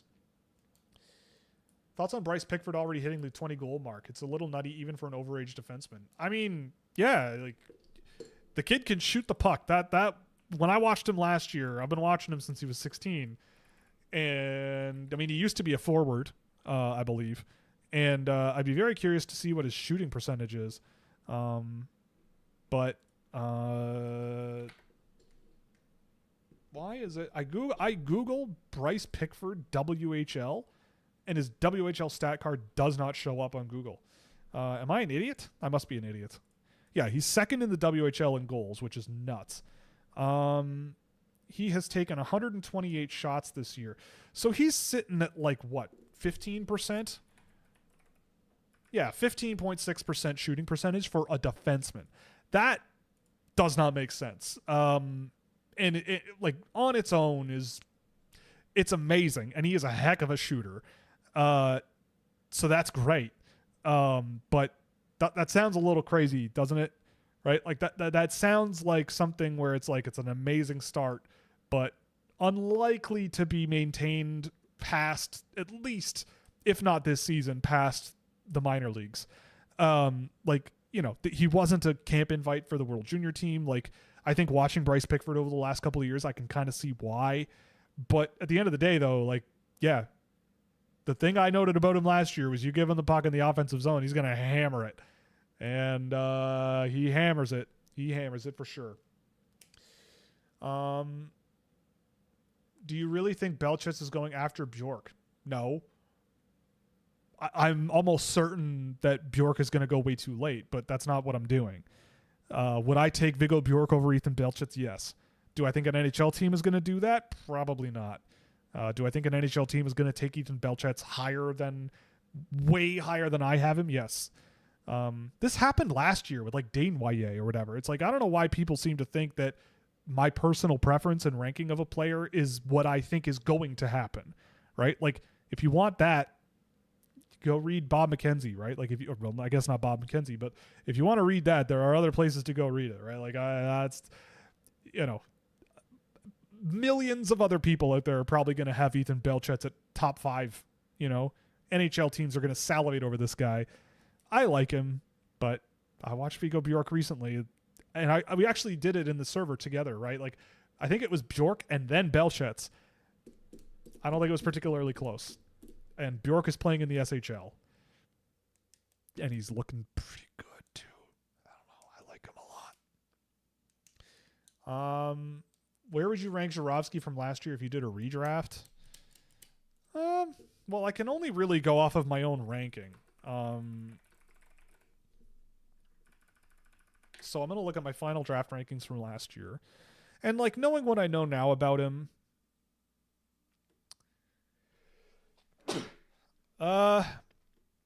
probably, like, around where I had Carbonneau or Fiddler or Mertka, like 20. Like, I don't think I'd put him ahead of Coots. I don't think I'd put him ahead of Hensler or Kindle or Dane Waye or, like, maybe McQueen, but like, yeah. I had guys like Reshny in the 20s and Mertka, and I could see Żurawski being part of that group now based on what I've seen. Where did I have? I had Żurawski way too low. Yeah. Like, second round pick for me. But he's a good player, man. He's good. Fun to watch.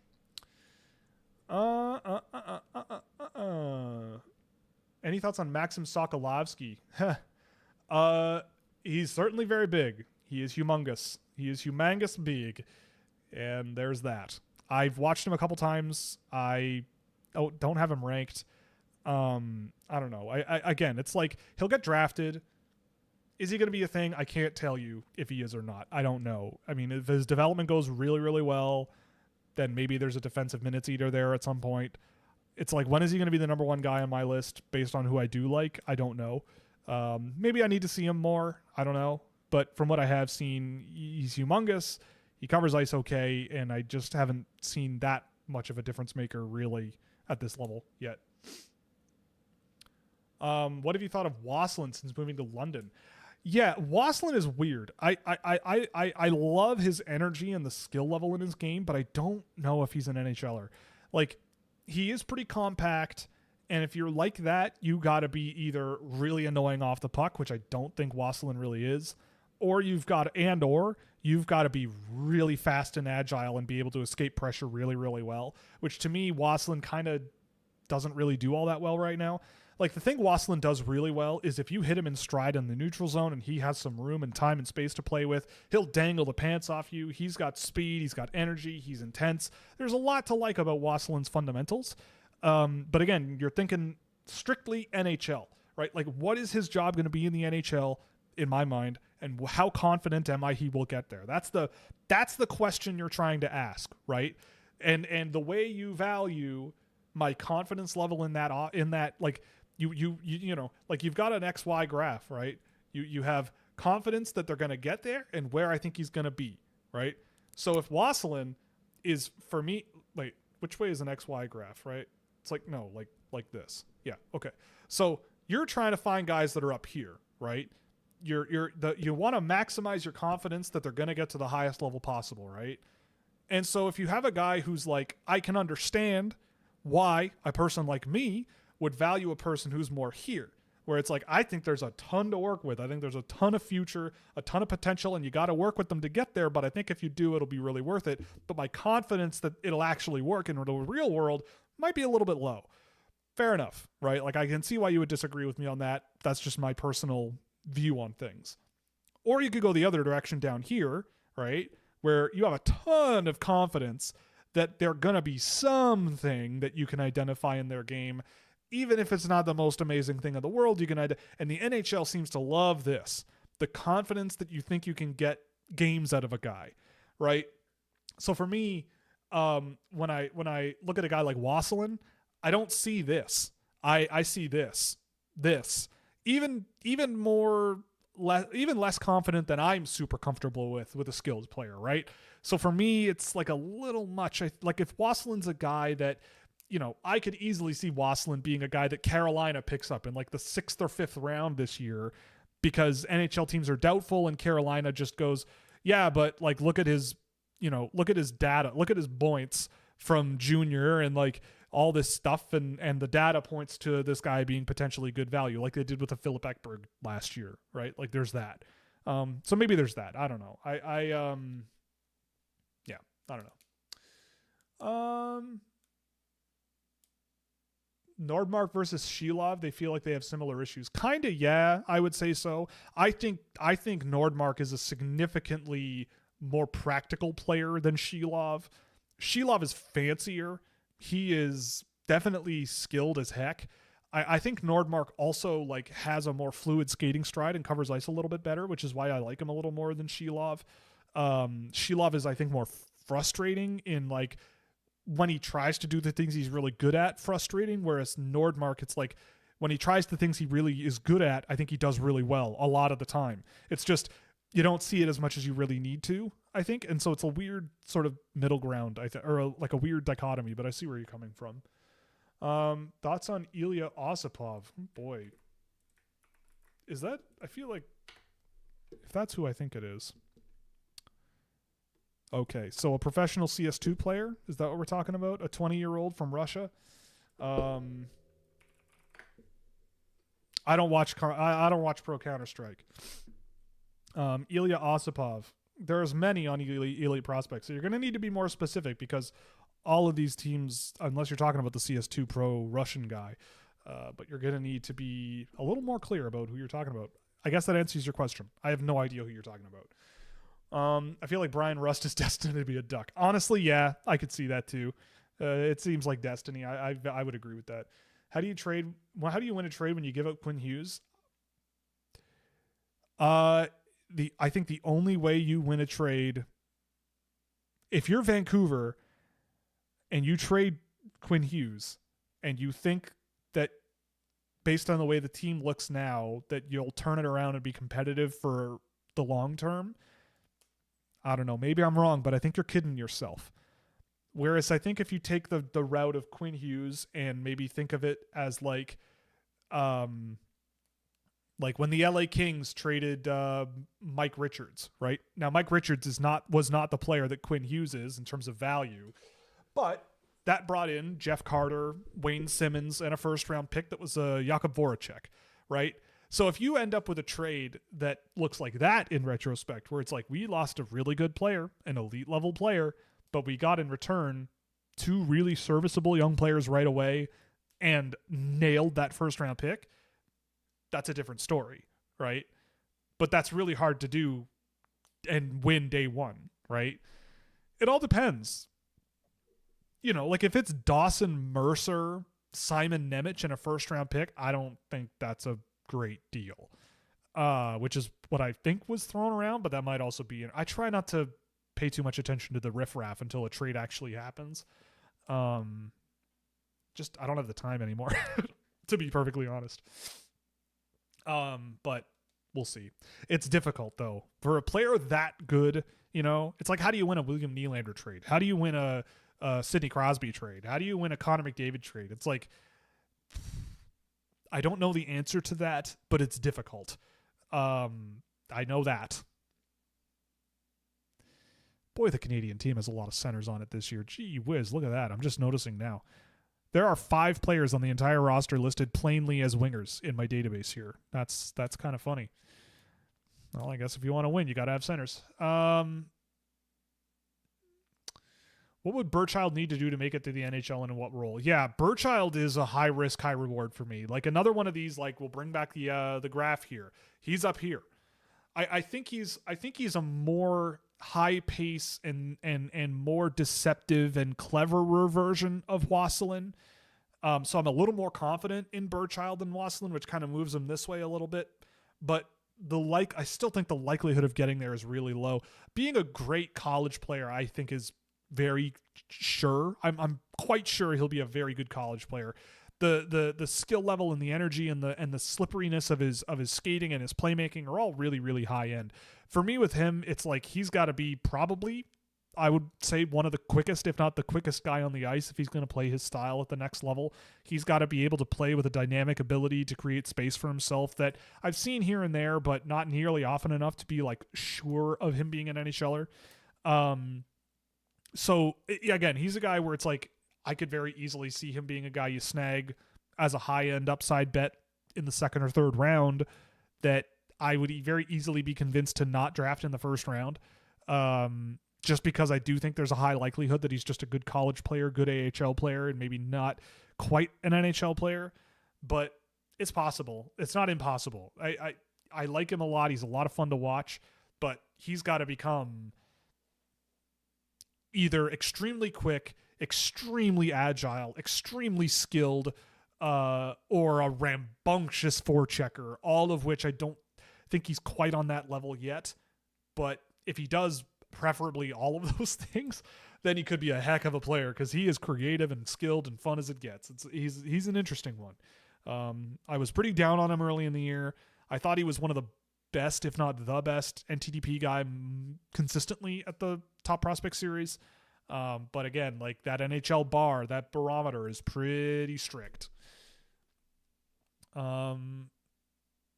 Not a Igor Shilov believer. Not really. I mean, I think with him, I think a lot of the issues came to light when he got away from the QMJHL and against a better level of competition and surrounded by better players.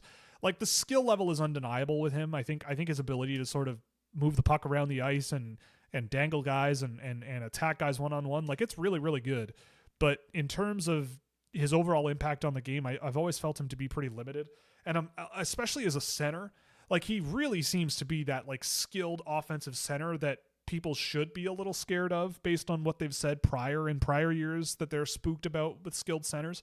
But they don't seem to be that concerned about Shilov because he is that skilled or whatever. And it's like, well, maybe, but I don't know. Like, is he a top 6 NHL center? Maybe in the right surroundings, but I don't know. I don't know if I buy it because he is very, very high skill, not the quickest or most agile guy, not very defensively engaged. He just seems to me to be just very, very, very, very skilled and with very crafty playmaking ability.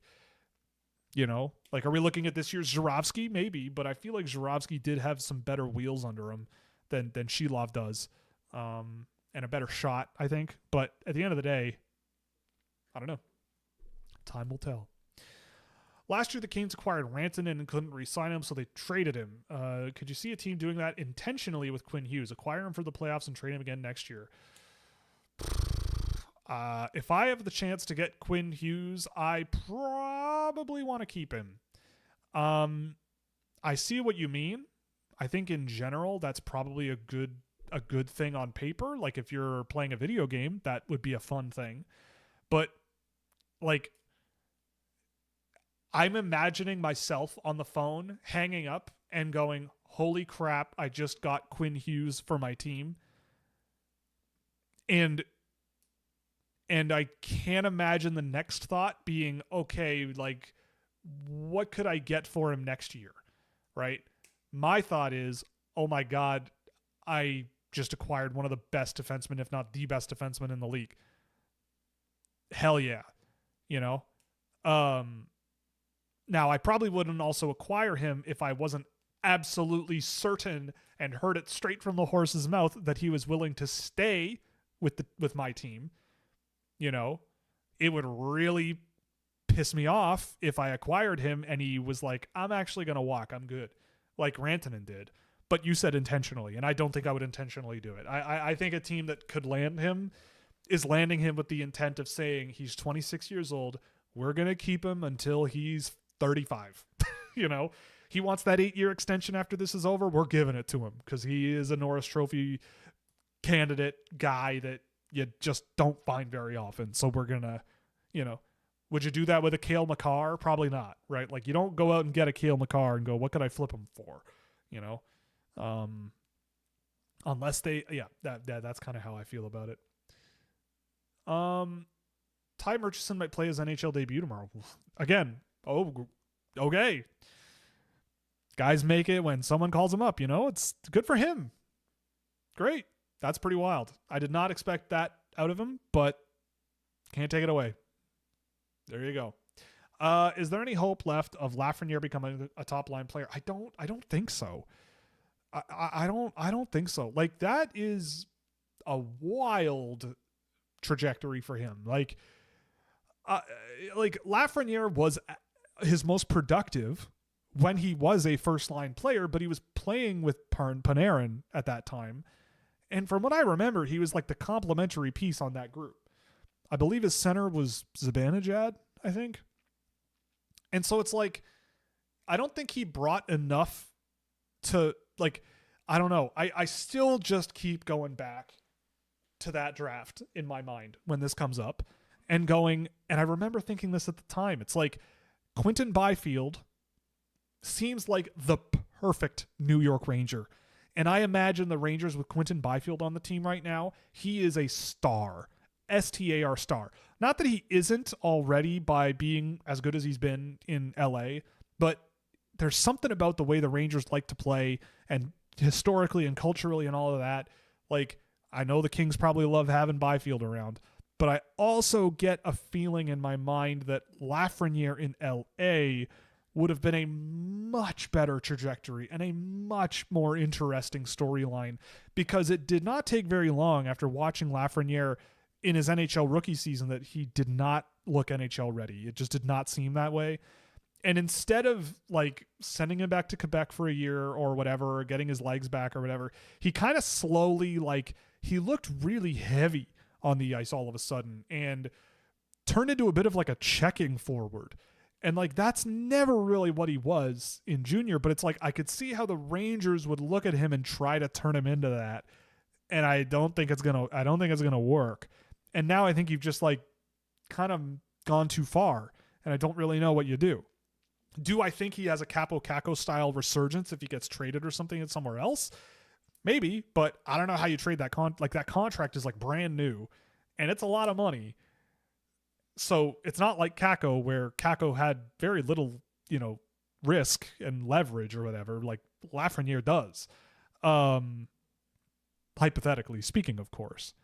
So for Lafreniere, I don't know. It's something I always think about. It's like I feel like you're kind of getting what you're going to get out of him because like the Rangers have kind of made him into this. But the Rangers with a Quinton Byfield on the team, I think that would have just been such a fantastic pair to go with. And I think he would just like look at what Will Cooley is doing with the Rangers. Like Will Cooley is not the same as Quinton Byfield, but like that brand of player just works with the Rangers. And Byfield has that defensive ability, that skating ability, that finishing ability that just the Rangers seem to love, and up the middle they seem to lack. I don't know. And to me, those two guys were in the same tier, I believe. If you go back and look at my write-up from 2020, I'm assuming it's still available. It might not actually be available now that I think about it. That's sad. Anyway. I don't know. But the point is, I mean, I could go look, but whatever. But yeah, I don't know. I don't know if you're going to get more. Who's the Tom Cruise of the NHL draft? I mean, what Tom Cruise are we talking about here? Like Scientologist side of his life, you know, Tom Cruise, like the strange oddball, guy? Or are we talking like badass stuntman? You know, you can't dislike him strictly because of his capabilities as a human being type player. Because maybe that's Xavier Villeneuve. I don't know. I mean, Ivan Fomin, I will say, I was talking to Dylan Griffin the other night, and he sent me something that I just couldn't believe, and I actually should probably read it because it's so funny. Ivan Fomin, if you don't know, is one of my personal favorite players from last year's draft class. He's a 5'8", 130-pound soaking wet, player that plays on not Sakhalin Island, in Vladivostok for their junior team. Probably should be playing a level up or two, but he's been unbelievable this year, and I've watched a lot of him, and I still think he's just so much fun and so good. But I was talking to him the other night, yeah, and Ivan Fomin did an interview where he was asked what his daily routine was, and I'm going to read what he said because this is hilarious. The question was, do you have any pregame rituals? And he responded, yes. This season, I always do the same thing. Let's say the game is at 7 p.m. The night before, I go to bed around 11:30, 11:15, and in the morning, I set my alarm for 15 minutes before breakfast, whatever breakfast means. If I've slept enough, I go to breakfast. If not, I go back to sleep. I don't drink coffee in the morning, only tea with sugar. I eat pancakes and porridge. The boy's a carb maniac. I love it. I arrive for the rink, and afterwards, I always pick up the pucks.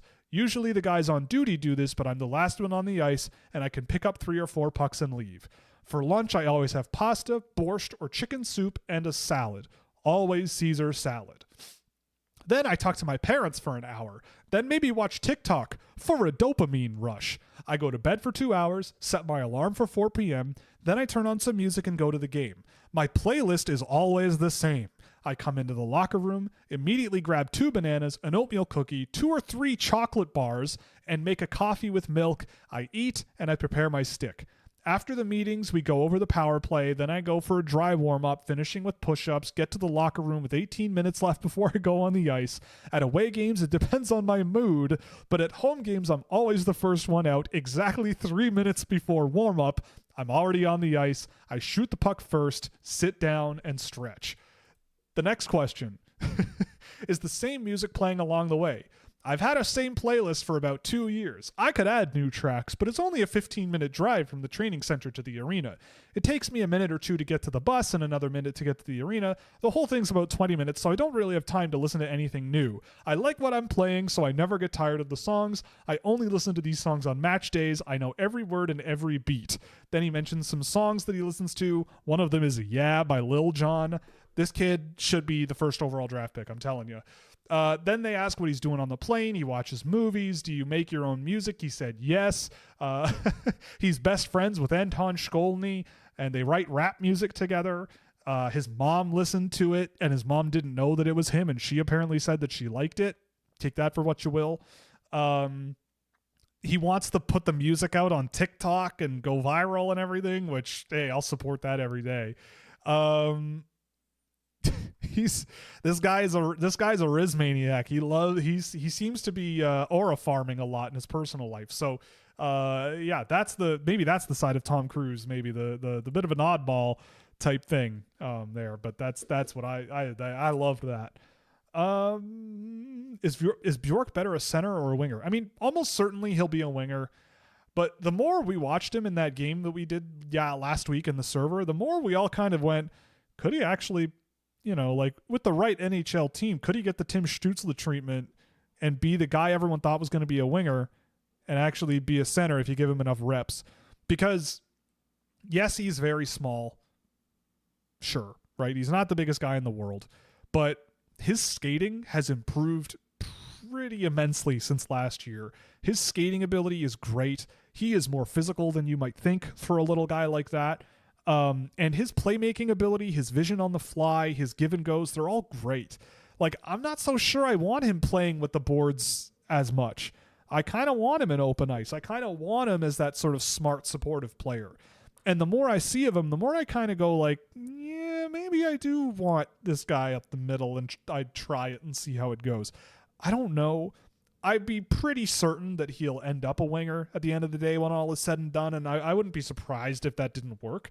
But the more time goes by, the more I'm open to at least the experiment to see how it goes, because he's pretty good in that area, and I'd like to see it. But he might be that like Will Smith type where it's like, I love the playmaking and the vision and the offensive ability, and I can't fault the energy, but it just isn't quite there enough to make you a center, and I don't know if it'll work. And maybe that's what his future looks like. The Czech team got lucky against Canada 2 years in a row, an own goal deflection in 2024 and 2 bad penalty calls in 2025. I would disagree. Like, why should a team, if Canada is so good, if Canada is so epic, why should it come down to luck that they lose in the quarterfinals, right? Like, why is it not that the Czech Republic played so well against them that they had to get lucky to win, right? Like, I could flip it around. In my book, I watched that Canadian team last year, and I mean, I think it's revisionist history to look at them and go, they were a little underwhelming. Like, they seemed pretty disjointed. Once Matthew Schaefer went down, they looked completely different and completely lacked a threat level that I think they showcased earlier. I just don't know. I look at that and I watched that team in the quarterfinal. Like, they gave up, like, I think in both of those games, they gave up goals early, like really quick, or something like that. I could be wrong. I don't really remember. But the point I'm trying to make is, like, I was at the New Year's Eve game where they played the U.S. and they looked like poop. It was bad. Like, it was so bad that my mom, who does not watch hockey, I will say, God bless her, she came out to this game and wanted to spend some time with her son at a hockey game. She leaned over and went like, I thought Canada was like supposed to be good. Like, the U.S. is running us over. Like, what is going on here? And I went, I mean, yeah, like, I don't know. Like, yeah, the U.S. is kind of doing things interesting. But yeah, I don't think it, I think it was more that Canada was, they put themselves in a position where luck, and this is not the first time this has happened either, right? Like, there have been many, many instances over the years where Canada has played games that they probably should win, but it comes down to like an overtime or a shootout for them to actually pull it off, right? So like, Canada has squeaked out wins before. They have squeaked out losses. They have deserved losses and squeaked out wins. They have deserved wins and ended up losing. Like, that's the beauty of this tournament. But I would say those two games against the Czech Republic, the Czechs generally, by and large, played very good hockey against a team like that, pressured them and kept them to the outside extremely well in both games, and got some great goaltending too. And yeah, like, on paper, Canada should be running a team like Czech Republic over. So why aren't they? Is it luck? I don't think so. What kind of player do you think best fits Celebrini's Smith line? Can you see either Musty or Chernyshov? Probably Chernyshov if you go to those two. I mean, honestly, like what's... I'm going to look him up before I say his name, because I want to know. Because the name that comes to mind for me, maybe not right away, but Kasper Halttunen maybe down the road, like not right away, but because again, you want synergy, right? Like Celebrini's that two-way, do-it-all, play-driving monster. He's just good at hockey, really good. Will Smith, very creative, very skilled playmaker, very adept, subtle, but like strong offensive player. You don't get the defense out of him that I think you might want, but you just live with it because the creativity and the offensive ability and the production is so good.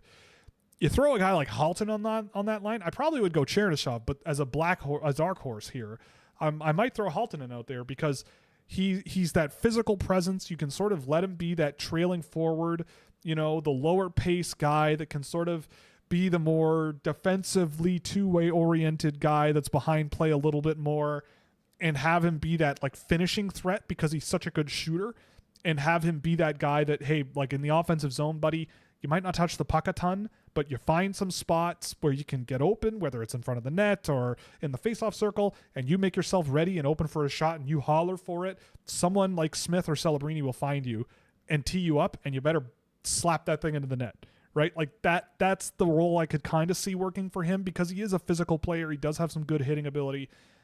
And I think that could be a good synergy with those two, but I don't think it would happen right away.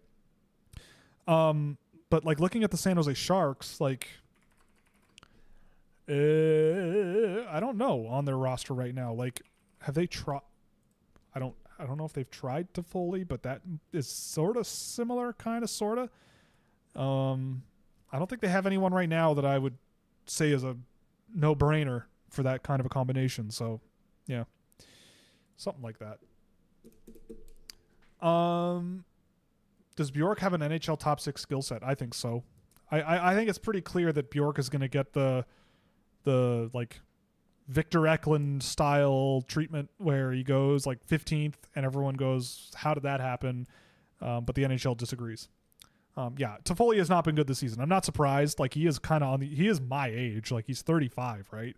Or 34, something like that. Like he's not going to be good. He's not going to be what he does forever. And especially with a player, the way he plays, he's not going to, because he has played with those two. Like he's not going to be that forever. He was never the high energy, high intensity play driver at both ends. Like if he's not producing, he's not bringing a whole lot. So, that dries up. So yeah, but the other two for sure. I could see Chernyshov.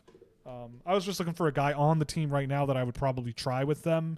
So I guess I'm right in the sense that that's what they're doing, but it's not going amazing. But Chernyshov is probably the easy answer. I would be curious about Haltonen. What kind of a role do you see? Oh, okay, there you go. Kasper Haltonen. Boom. There's the question about him. Yes, Josh Hosang does have a rap album. That is true. Well, on that note, it's 10:04. We're going to call it. Thanks very much for joining me. Again, we probably seem like we're going to have Tony on a week from today, so that's going to be fun.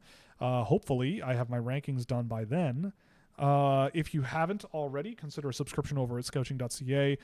Subscription at any tier will get you access to our brand spanking new archive of prospect trackers from previous years. It includes my rankings, draft slots for teams, and you can look at historical production of all types of players that have been drafted over the years and the undrafted ones. We're also I'm working on my World Junior preview, which subscribers will get earlier. We have our Discord server, which we're doing office hours. I'll be in there tomorrow, Wednesday, and Friday. Usually on non-show days, I'm popping in there in the afternoons, sometime between 12 and 1 until about 5 or so.